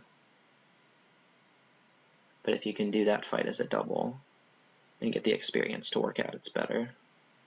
More on that when we get there. Yeah, this experience route is so clean. It's always really satisfying in Pokemon. It's one of those things that keeps you going through the RNG if you can find an experience route that's just right, where you're not really giving up anything significant, and anytime you're taking a risk, it comes with like a pretty significant time save. So I think we've come pretty close to that point in Emerald.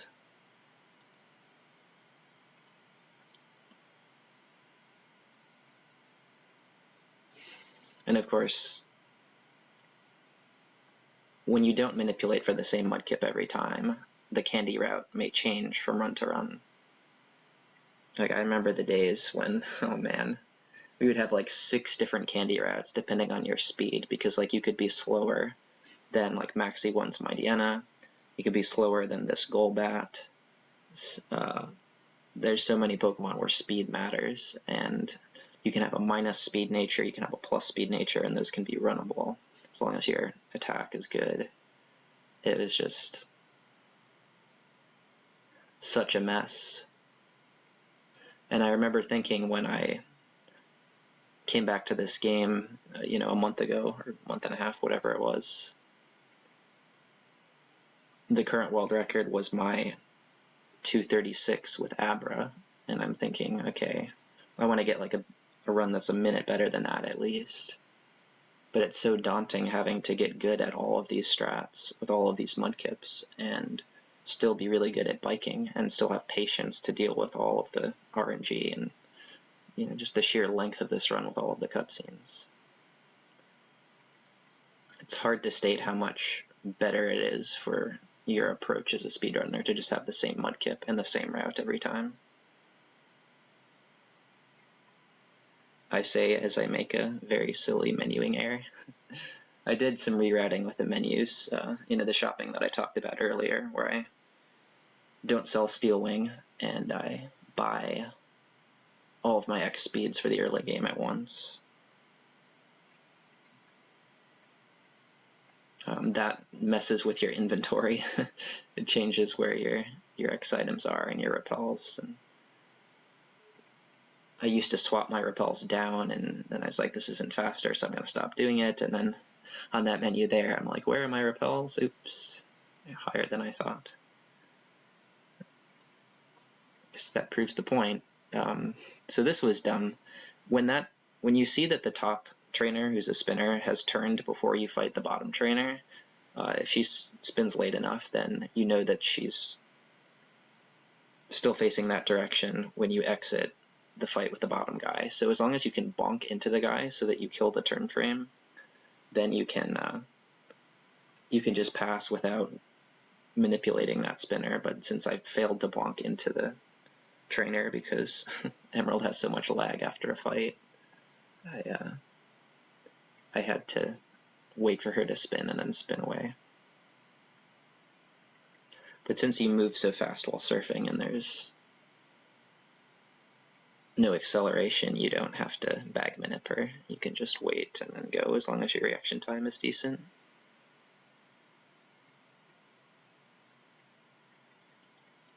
So yeah, this fight, the Curlia has 3 moves and random AI. Only one of the moves is an attacking move, and it's Psychic. And this cast form would have tanked a Psychic, I think, like barely. And if Swampert had gotten Psychic, I would have had to heal for TNL. That's only 1 in 6 to happen, so I go for this double battle that saves a few seconds.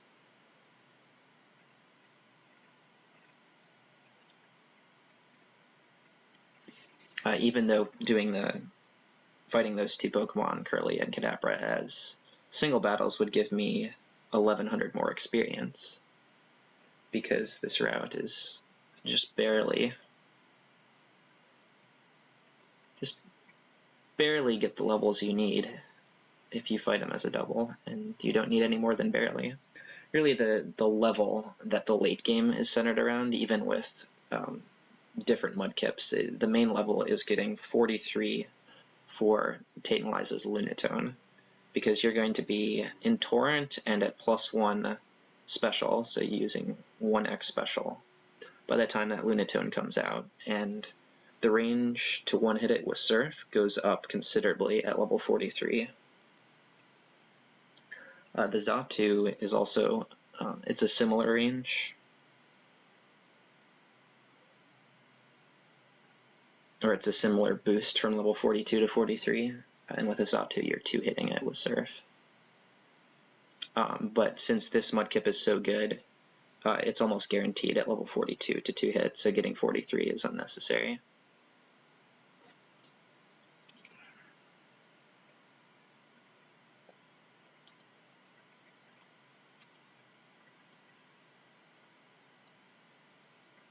Yeah, that's half the reason that this Mudkip is so good here, the good special attack.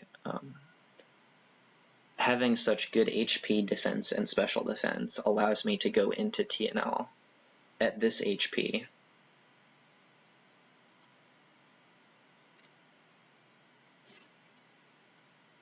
And then I can make it from here to the Archie fight, which is the last fight Swampert does, with 0 to 1 potions, and I just torrent everything once TNL hits me into torrent. If you had bad defense, you would have to worry about, if you have bad defense or special defense, you'd have to worry about getting hit into kill range on TNL.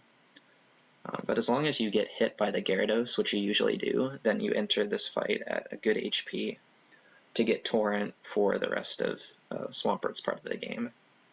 This section of the run used to be such a run killer. Like, you'd get through all the BS in the first hour and 45 minutes, and then it's just like 70% chance that your run gets wrecked here.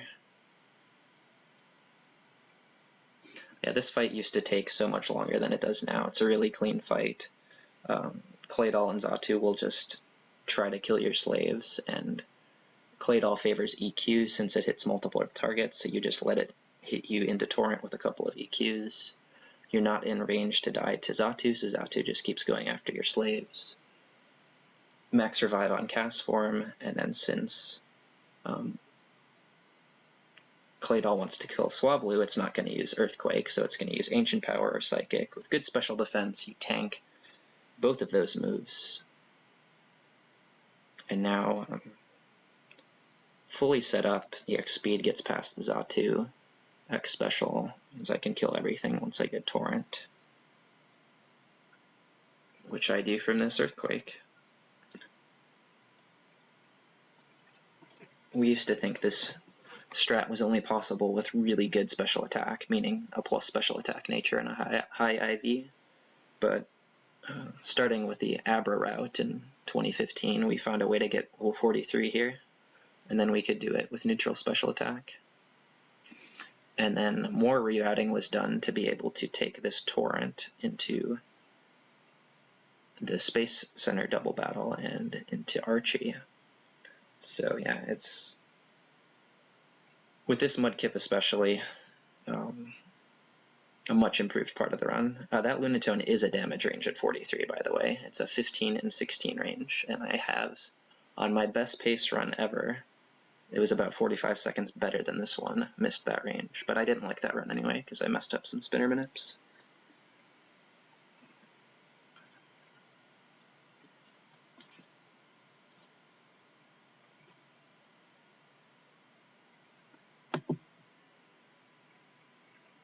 I remember when TNL's come such a long way. Like there used to be like no strat for it.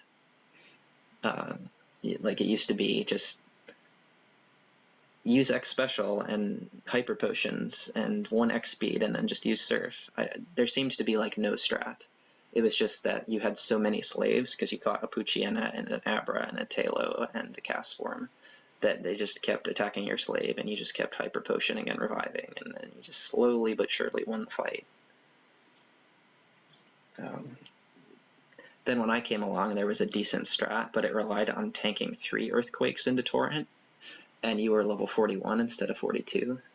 And if you had a minus defense nature and a low IV, you could not tank 3 earthquakes. So I was like equipping the Oran Berry that you used to get from the early game and taking off the Mystic Water because we didn't need it because we went to +2. Some silly strats on TNL.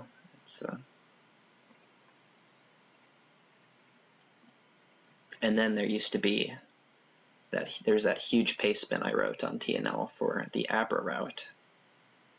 The fight was a lot more complex when we were using Abra. I forget why exactly, but there was like 9 variants. Some of it depended on your stats, but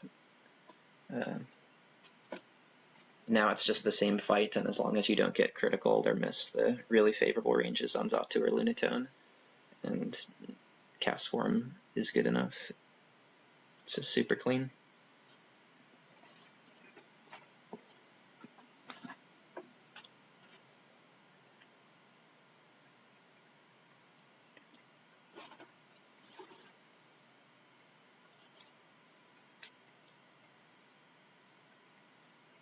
So here's the second part of the run where we're pretty much perfectly managing our PP.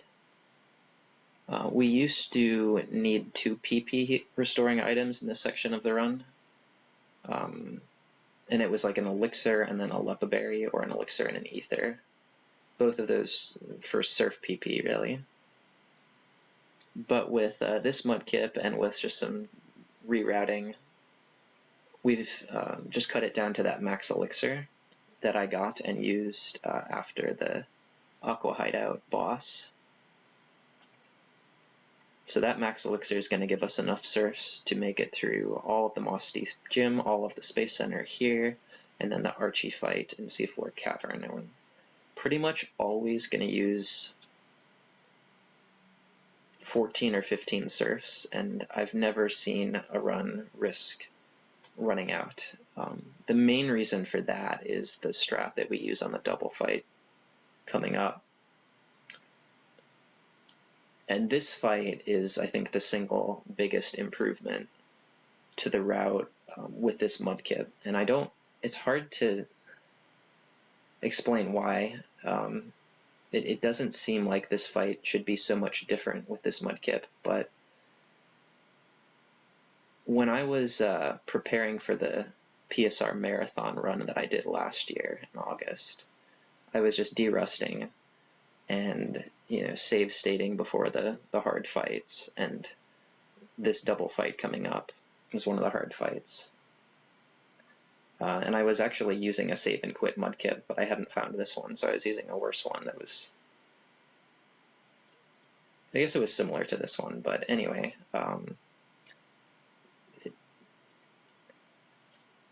I died 7 times in a row to this fight in practicing.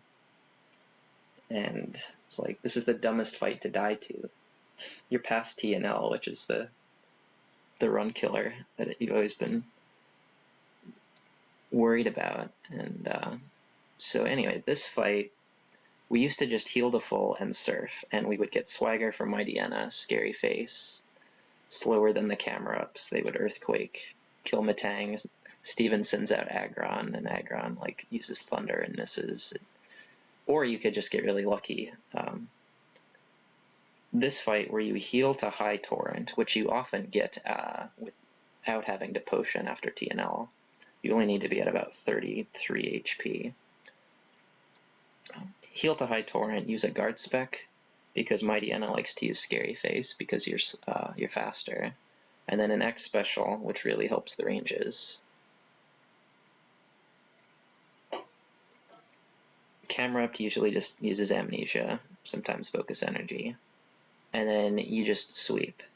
And the key to making this work without dying 7 times in a row is, number one, having good speed so that you're faster than the Golbat. You actually have good enough speed with this Mudkip that you can be faster at level 44. The old route would use that rare candy and later, and it would get level 45.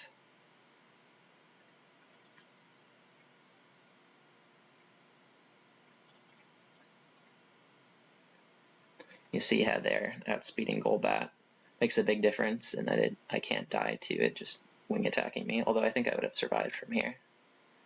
But then the second thing is just having good enough defense so that you could survive moves from High Torrent. Like, if I didn't have good defense, then Crobat could kill me from here. And I would have to heal, and then I could not have Torrent for Archie, or I would have to heal again because I would get double targeted. It's hard to explain, but it's been so much better on this fight to have the good speed, the good defense, and also good special attack.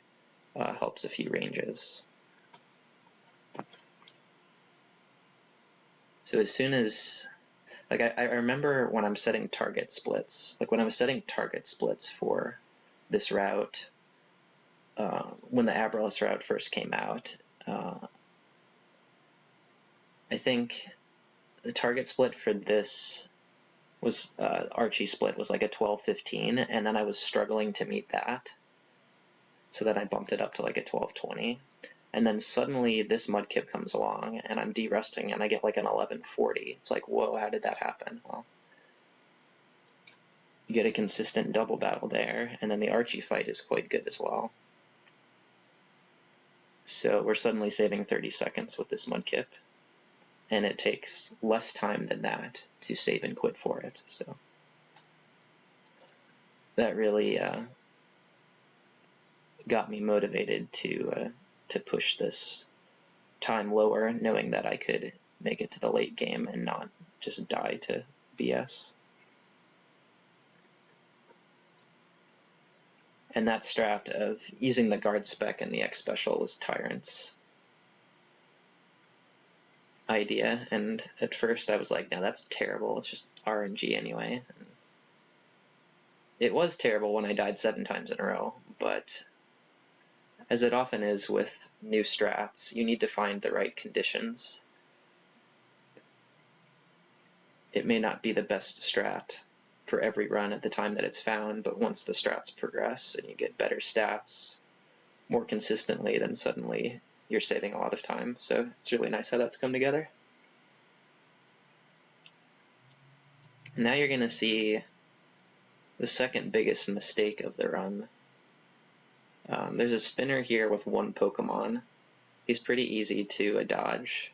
You have to pass him twice. The first pass is 100%. It's guaranteed if you don't mess up, and then the second pass you just risk because it's fastest.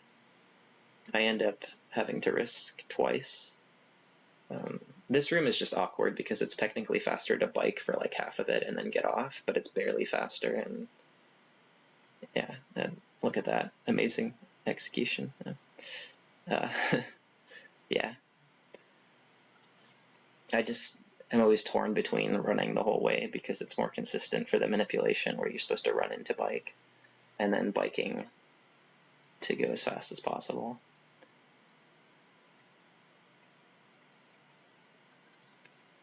Like, it's faster to run through pretty much this entire dungeon because of how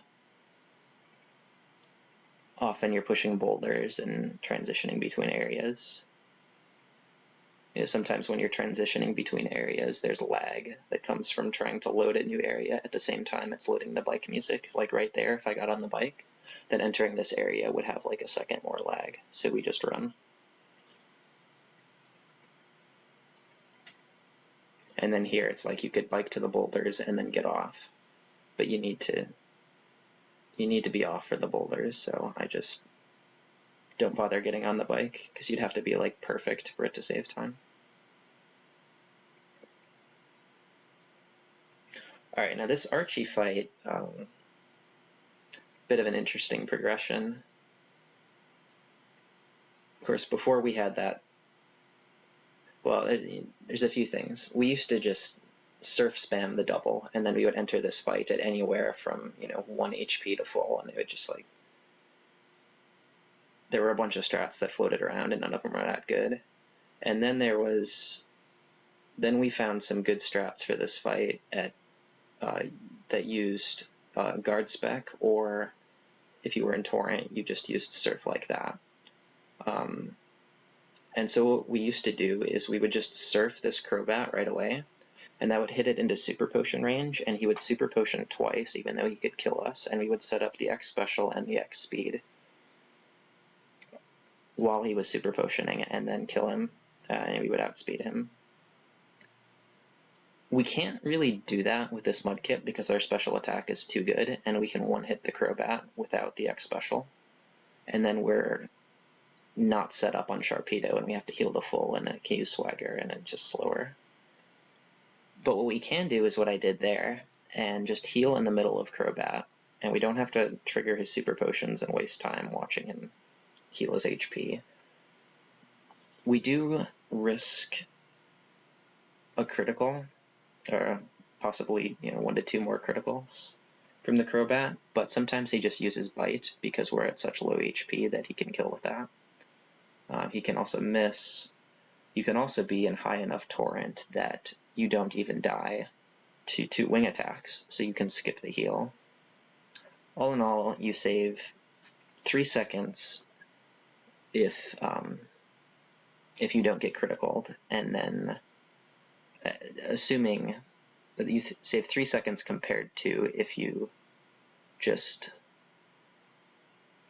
surfed the Crobat and it lived and it super potioned, but then you save more over his surf into you kill it and Sharpedo comes out. So the really nice thing is that since you're not surfing the Crobat twice, you can afford to go into that fight with only 3 surfs.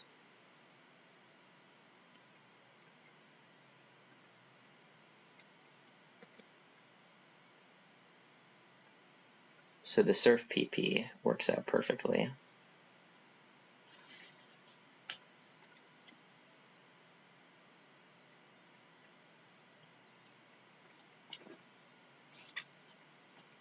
At this point, the run is pretty similar to what we've done in the past 1.5 years, 2 years, I don't know, since 2015.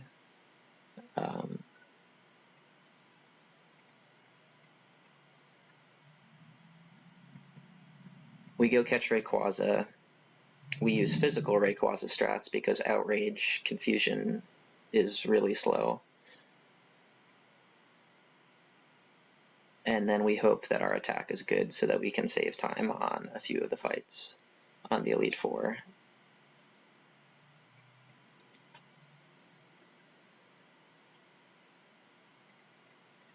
But at this point, I think it's just interesting to look at. We had a sub-hour Brawly, right? And this was, I said a sub 106 Norman is really good. But that pace is actually pretty similar to the pace that I was getting on regularly a year ago with Mudkips that were manipulated using the ID method. So this Mudkip doesn't save that much time in the early game, but then those Mudkips that would get like an hour Brawly would get like a 203 Archie, and I would consider that a good run. And now we have a 201 Archie, and that was with, I would say, kind of bad execution in that part of the run.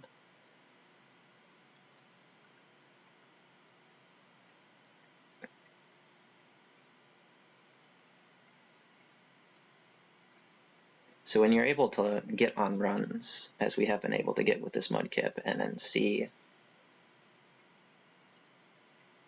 how the times progress, you really appreciate the time save that you get from a consistent Mudkip with really good stats. And I keep touching on this point of this mudkip. Number one, because it's the biggest change that's been made recently. But number two, because it's kind of counterintuitive. If you think about it, the fastest way to beat a game you wouldn't think would be to save in front of the bag and take 25 seconds to get your starter. You'd think it would just be to reset until you get a good starter, just start from the beginning, and that's the way we had done it for many years. Just reset for good luck rather than getting the consistency of a good mudkip. Unless, of course, you're just like a new runner and you're trying to learn the run for the first time. But for competitive runs, this is something we just hadn't considered in the past. And of course, the reason we ended up doing it was not a change in mentality as much as it was you were not allowed to save and quit under the previous rule set for this category. You went by the game's in-game timer, which of course is not running as you're resetting, so you would invalidate the timing if you saved and quit. So it just, we might have done it a year or two ago, but the rules didn't allow it. Pretty soon after we changed the rules, we started saving and quitting for mudkips in Sapphire and Emerald. But with both games, there was a temptation to just, not even bother with it because, when you're going for a really good time, you can't afford to save and quit. And then you start doing runs and it's just time saves that you didn't ever see coming. And this is why I'd be really excited if Fire Red somehow got save and quit manip. The RNG in Fire Red is different and it's like extremely difficult to manipulate anything from a save. But if we could, the stats matter even more in that game. And there's a lot of runs in Fire Red in the various categories that can be beaten by a lot. We would see some huge time saves if we could manip that game. How excited were you at this point in the run? I think I was a bit disappointed in some of the execution errors, so I wasn't as excited as I would like to be. But it was still like the best run that I'd had, so I was pretty into it, and nervous for the execution coming up here when I go back to Sky Pillar. I've definitely been more excited in some of my other decent runs, like in Gen 1. This game is just kind of hard to get to this point in the run and still be like really into it. I'm always like excited and nervous when I get past Roxanne because I haven't made any mistakes by that point usually, and it's like, oh, a 17-minute Roxanne, this is really good. Hope I don't mess it up. But by the time you get here, you've usually made enough mistakes to kind of relax you. It's like, okay, this isn't even that good of a run. Let's finish. I mean, it's good pace, but mistakes were made. It's just kind of how I get when you can reflect on the run. It's like, okay, you can't be perfect. Overall, this is pretty decent. But when it's happening and you're always thinking, oh man, I made those mistakes that I don't make in practice.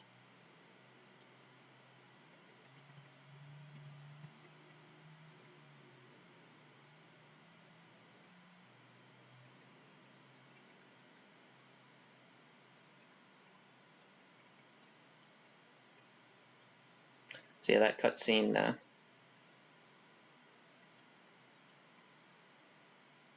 has RNG, as I've explained before.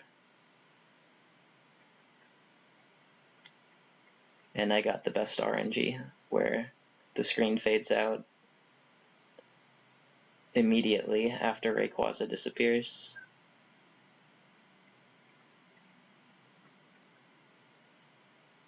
We haven't figured out the mechanics yet, but we've thought about RNG manipping it, and possibly RNG manipping Rayquaza as well.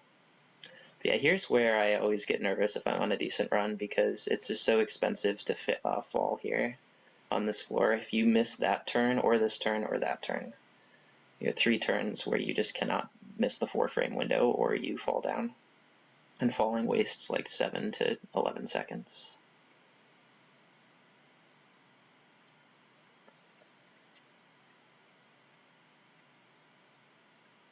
So I got that floor, but then I messed up the 6th floor. Average movement, but always happy to get through. Without falling. Falling in Sky Pillar is like messing up a spinner manip. So I'd rather just not fall and then bonk a bunch of times. It just feels better.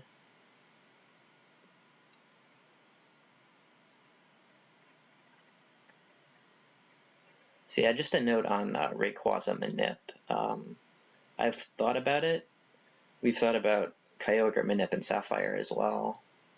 There are some good clusters of frames that would give you an above average Rayquaza every time. But in this case, you're manipping for not that many fights, and you're manipping for a legendary Pokemon that is 20 levels above everything. They're not quite as necessary, having great stats. So I haven't been able to justify doing Rayquaza Manip. In some ways it feels like it would be worth it, but then there's like a chance that you mess it up, and then you can always just get a good Rayquaza normally. And of course, if you don't get a good Rayquaza, you're just going to finish the run anyway, because it's a Rayquaza and it can do just fine as long as you don't get crit or frozen, just a little bit slower.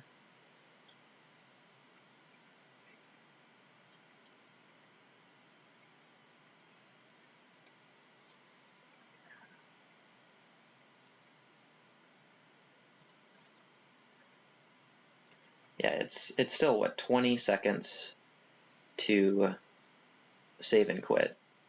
And I think a perfect Rayquaza would save more than 20 seconds over an average one, but you can't get a perfect Rayquaza. Like, they're not, the IV spreads are just not available in enough time. You've got to choose just generally good above average Rayquazas. And then you have to hit the frame or cluster of frames. And you're never going to be consistent enough at hitting a single frame, so you aim for the best cluster, and the best cluster just doesn't give good enough Rayquazas to be saving those 20 seconds. But it's one of those things that's hard to evaluate, like I've been saying about the Mudkip. You save more time than you think with the Manip. It would allow for more consistent shopping. It would allow you to practice the same strats every time for the late game.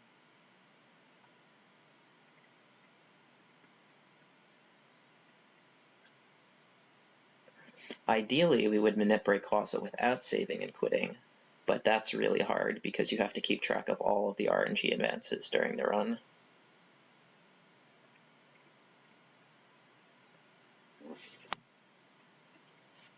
But you can, and some people in my chat, specifically MK Dasher, have done that. Have checked my Rayquaza after the fact. They just look at the stats at level 71, plug it into a program. Okay, you got this frame, you have these IVs, this nature. So, in theory, it is possible to manip Rayquaza without saving and quitting, although it would be, there would be RNG, there would be variance, because you can't observe all of the RNG advances that happen during the run. It's like you can manip cast form the same way. It's just not realistic.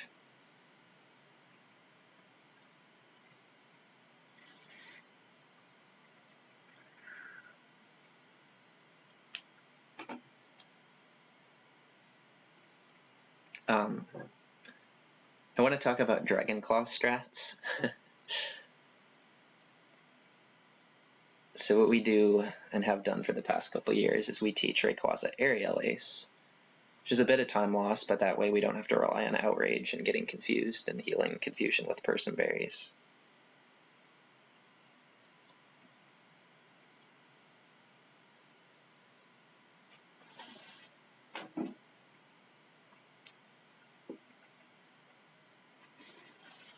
And Aerial Ace does lack a bit of power.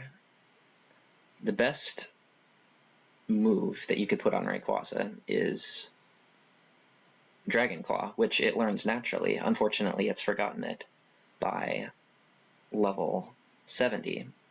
But if you got a Heart Scale and then flew to Fallerbor and gave it to the move tutor guy, the move relearner or whatever, and learned Dragon Claw, and you wouldn't have to teach Aerial Ace, and then you would have the power of an 80 power stab move with 15 PP. It's basically as good as Outrage, and you actually save nearly all of the time that it takes to go get the Heart Scale and trade it and fly and enter the house, talk to the guy, relearn the move. But it doesn't quite make it. You don't have enough PP, Dragon Claw PP, so you have to make some sacrifices or get a PP item, and the champion fight is a bit messy. So, but it's especially interesting because I found a thread on SDA, Speed Demos Archive, from like 2006 where they were discussing Emerald strats, and some of them are just comically bad. Like, oh, choose Torchic because it's better and the fastest with the best luck, and if you use Marshtomp, teach it Dig, and some really good stuff. But one of the not so bad ideas was teaching Dragon Claw, because I think teaching Dragon Claw might be better than just using Outrage strats. It's just not better than Aerial Ace. I don't really like this part of the run because you would think it would be easier with the level 70 Rayquaza, but it just doesn't have the right moves to cleanly beat the game quickly. So to answer your question about can you save earlier, yes, you can save on an earlier floor, but there still aren't good frames. Like the first 5, how many frames?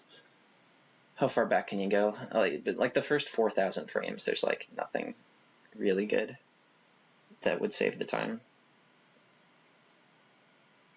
any earlier, and then there's RNG variants, and it wouldn't always work.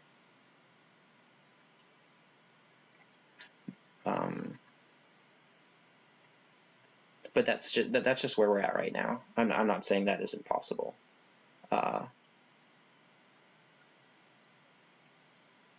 The reason I bring it up is that I think it could be a thing in the future, manipulating Rayquaza, but we just haven't found good enough spreads.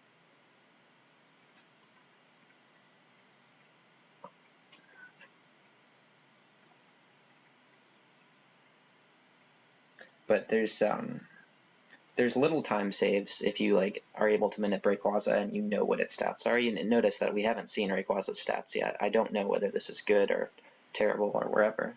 So on some of the fights you just have to use the best strat on average, not the best strat for this particular Rayquaza. Like the best example is actually this fight, the Sand Slash that you level on. If you have 240 attack, then it's guaranteed to die to Aerial Ace, so you don't have to get the super effective text from using Waterfall, and that saves almost 2 seconds. But since it could just be bad attack, you have to use Waterfall. Yeah, the stats there, 220 attack is below average, but it's not going to be a problem as long as it's not a minus attack nature, which would be like 218 or less.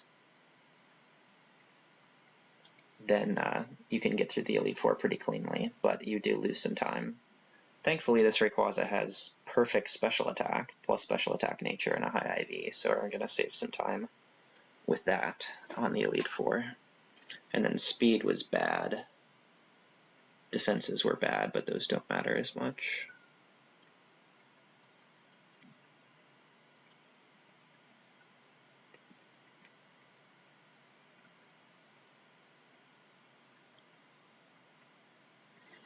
And here's more terrific execution.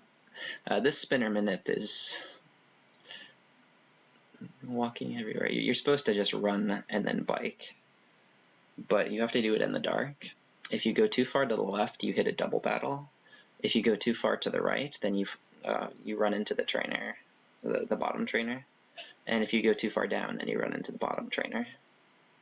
And if you don't go far enough down, then you risk hitting the bottom trainer. It's just the kind of manip that's very tough to get consistently on a good run when you're nervous, and because any direction, the punishment for missing it is you hit a trainer, and if you hit a trainer, then you can't be happy with the run, and all the work you put into this run doesn't matter.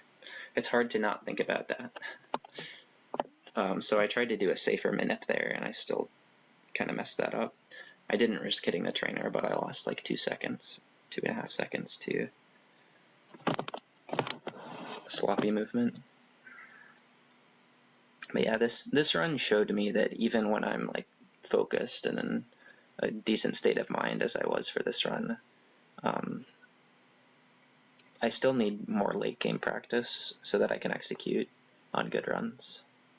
Like, I've done a perfect victory road before, no bonks, no extra steps, just perfect on a run, but I'm not nearly consistent enough with it.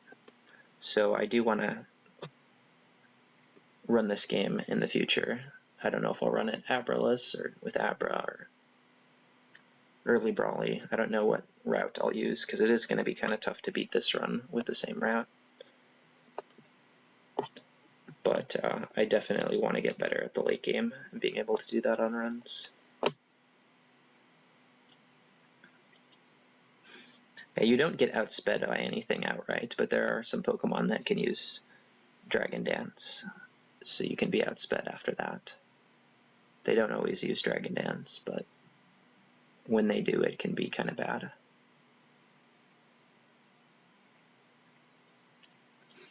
So this Absol is a damage range with Waterfall if you have below average special attack.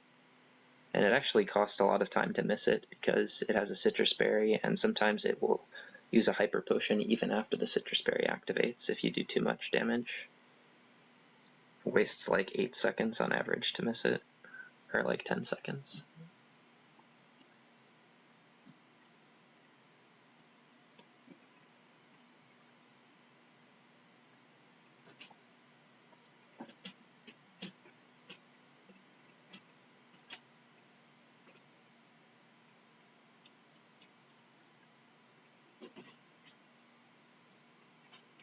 So Aerial Ace is really nice for this fight, and you don't have to go for an 3-turn Outrage.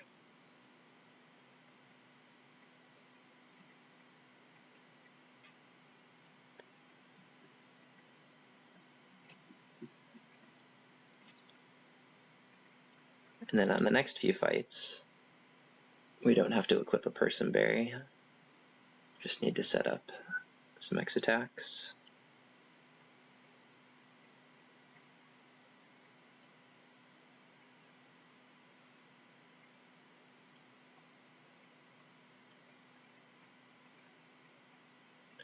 Yeah, like I've practiced the late game a lot, but I've practiced the mid game more, and I've gotten more runs to the mid game.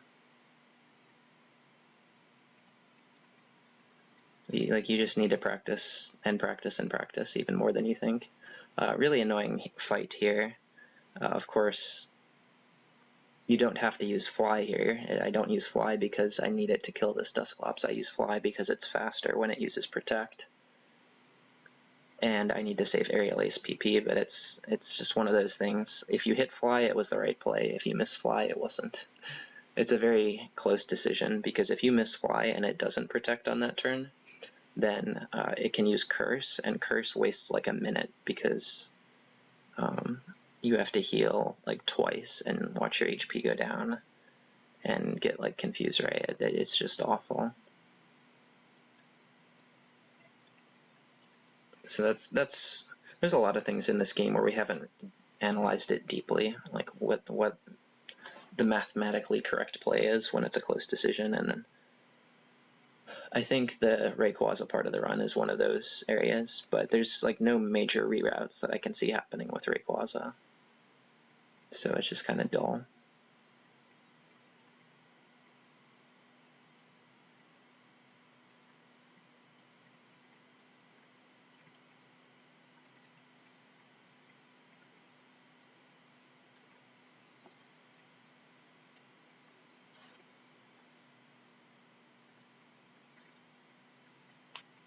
And one cool thing you can do with Dragon Claw strats is you would just go to +1, but you don't have to go to +1 on this Celio.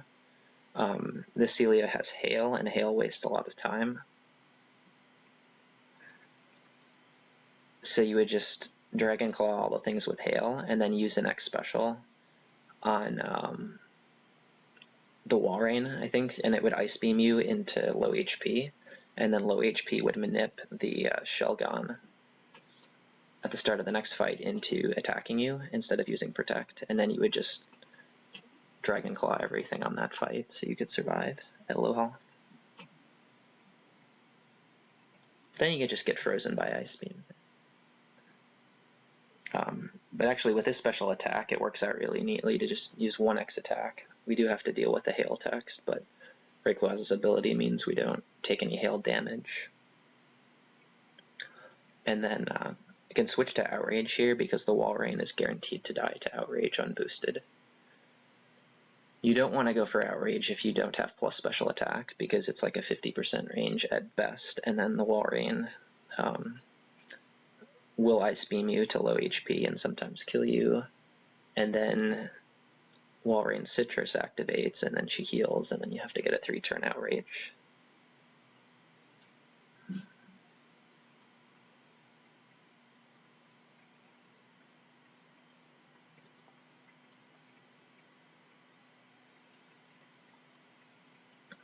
And one nice thing about Rayquaza Manip is always being able to do the Glacia fight with 1 turn of setup, either with a good special attack Rayquaza and Outraging, or just if you have good attack, you don't have to use 2 X attacks to kill the Walrein.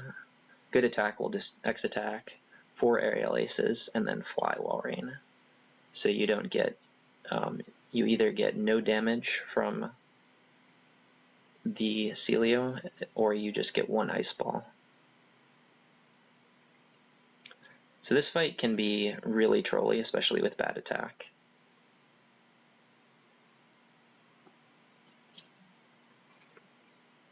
The Shelgon has Rock Tomb, and this is where having bad speed can hurt you because you're slower than everything else. But if you have good speed, you're slower than only the Flygon and the Salamence.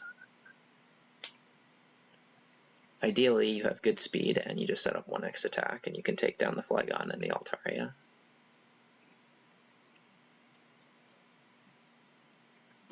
The Shelgon is also a range with bad attack with Aerial Ace.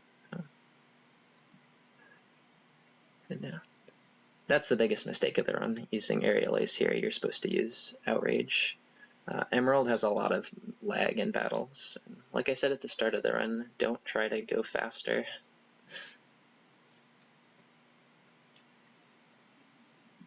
Don't try to go too fast. I think at this point of the run I was just kind of like, I lost so much time on this split and that split. Like the Phoebe split was dumb. I should have, I felt like I should have had a better time, bigger lead than this, even though this is, still a minute ahead and still pretty decent, so I was trying to play too fast.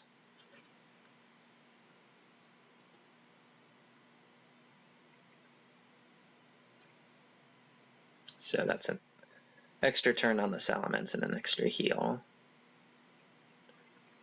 As Caleb Hart would say, just more time to save on the next run.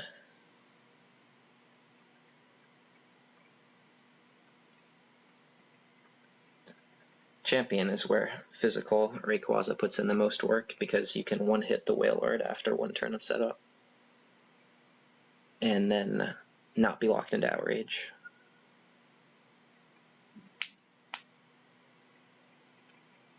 if you were using special Rayquaza strats with Outrage, you would have to go to +2 and just keep healing until he missed Blizzard.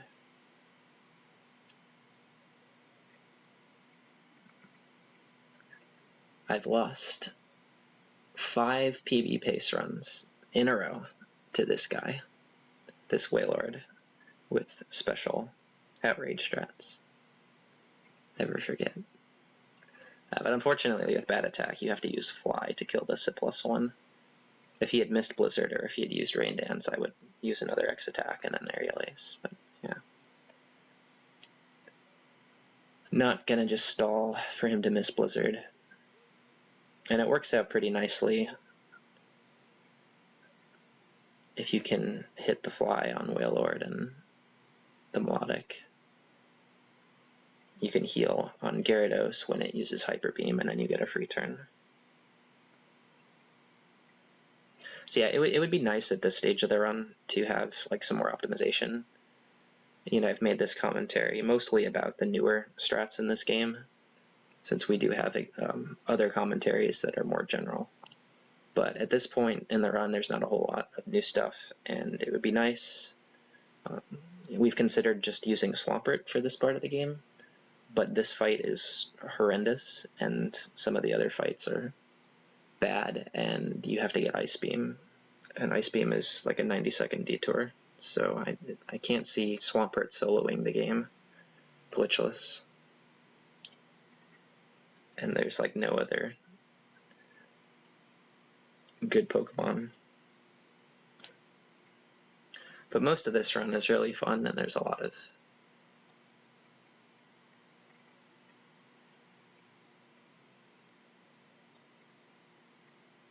interesting strats and a lot of stuff to practice, and it's a very satisfying run when you can execute all of the biking and all of the things like Torrent Manip, AI Manip.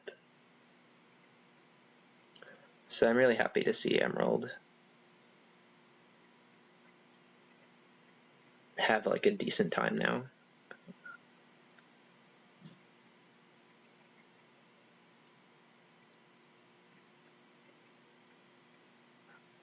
I was able to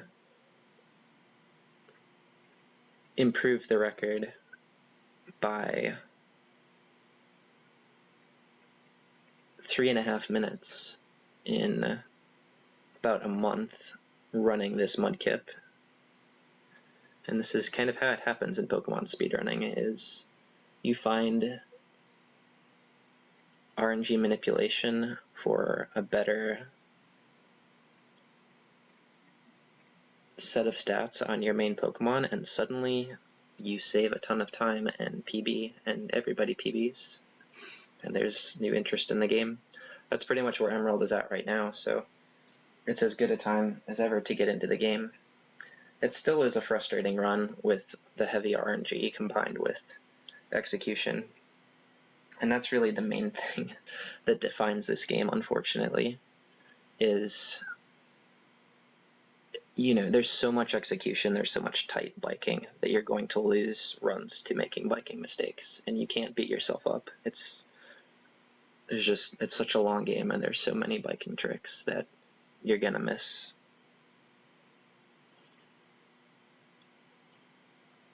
You're gonna mess up sometimes, but then the game is not forgiving on the runs where you don't mess up. You can just lose to bad RNG. In fact, it's about 90% that you just die at some point in the run, and if you die, you can't get a good run, in my opinion. So you've got to find the right mentality to go for a run that has, you know, good execution and good luck, and the mentality is definitely not to go for the perfect run. You've got to settle for some slower strats like saving and quitting for the Mudkip.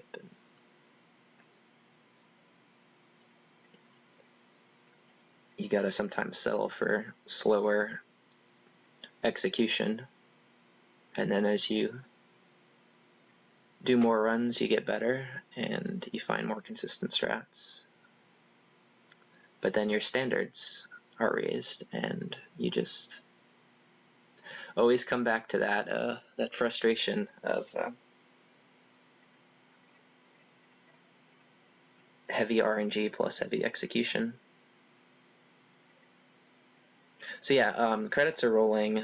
Makes sense to let them keep going. So now would be a good time for questions. Once I check my in-game time in the video here, then I'll cut the commentary. So yeah, get in questions now. I'll stick around after that, but yeah, I don't want the commentary to go too far past the ending. So if you want your question to be on the commentary, ask away. And then I think I'm gonna cut the stream and get some food. But thank you all for watching and asking questions, and for those of you who are here during the run as well.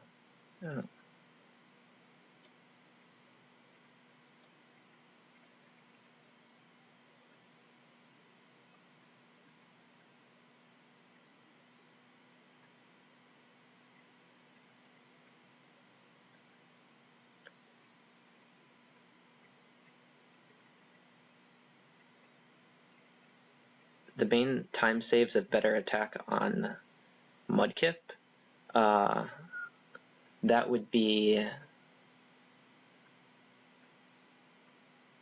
Rival 2. You can sometimes do that fight with 1x attack. It's risky, but it saves a lot of time sometimes. The Watson split, getting better ranges on Youngster Ben and Watson. Flannery fight, you can strength camera up to +4. All of Norman's gym is much better with good attack, like every fight with better ranges. Winona split is actually doesn't really matter anymore. Yeah, Norman's gym is the main one. Like that Zangoose 65% range, it'd be so nice to get that up to like 80, but yeah. How much faster can this go? I think another minute can be shaved off with better, more consistent execution using this route or using the early Brawly route. And then with Abra, I don't know. Abra might just be fool's gold. Because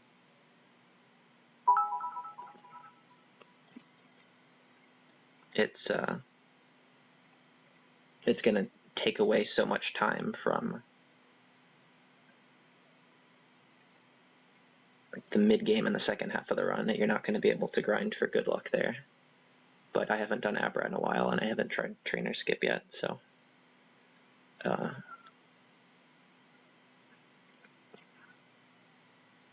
But yeah, Tyrant says he's working on Abra Manip. If we get consistent Abra Manip, then that's obviously going to push it down by another minute.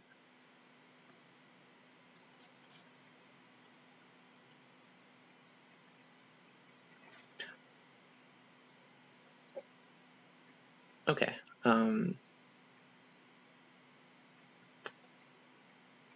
Thank you guys again. I'll cut the commentary here so I can get that up on YouTube.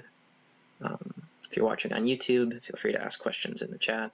I hope to do more commentaries like this in the future, but as always, I want the run to be good enough. I don't want to just do commentaries on any run. So yeah, here's to more good runs and commentaries.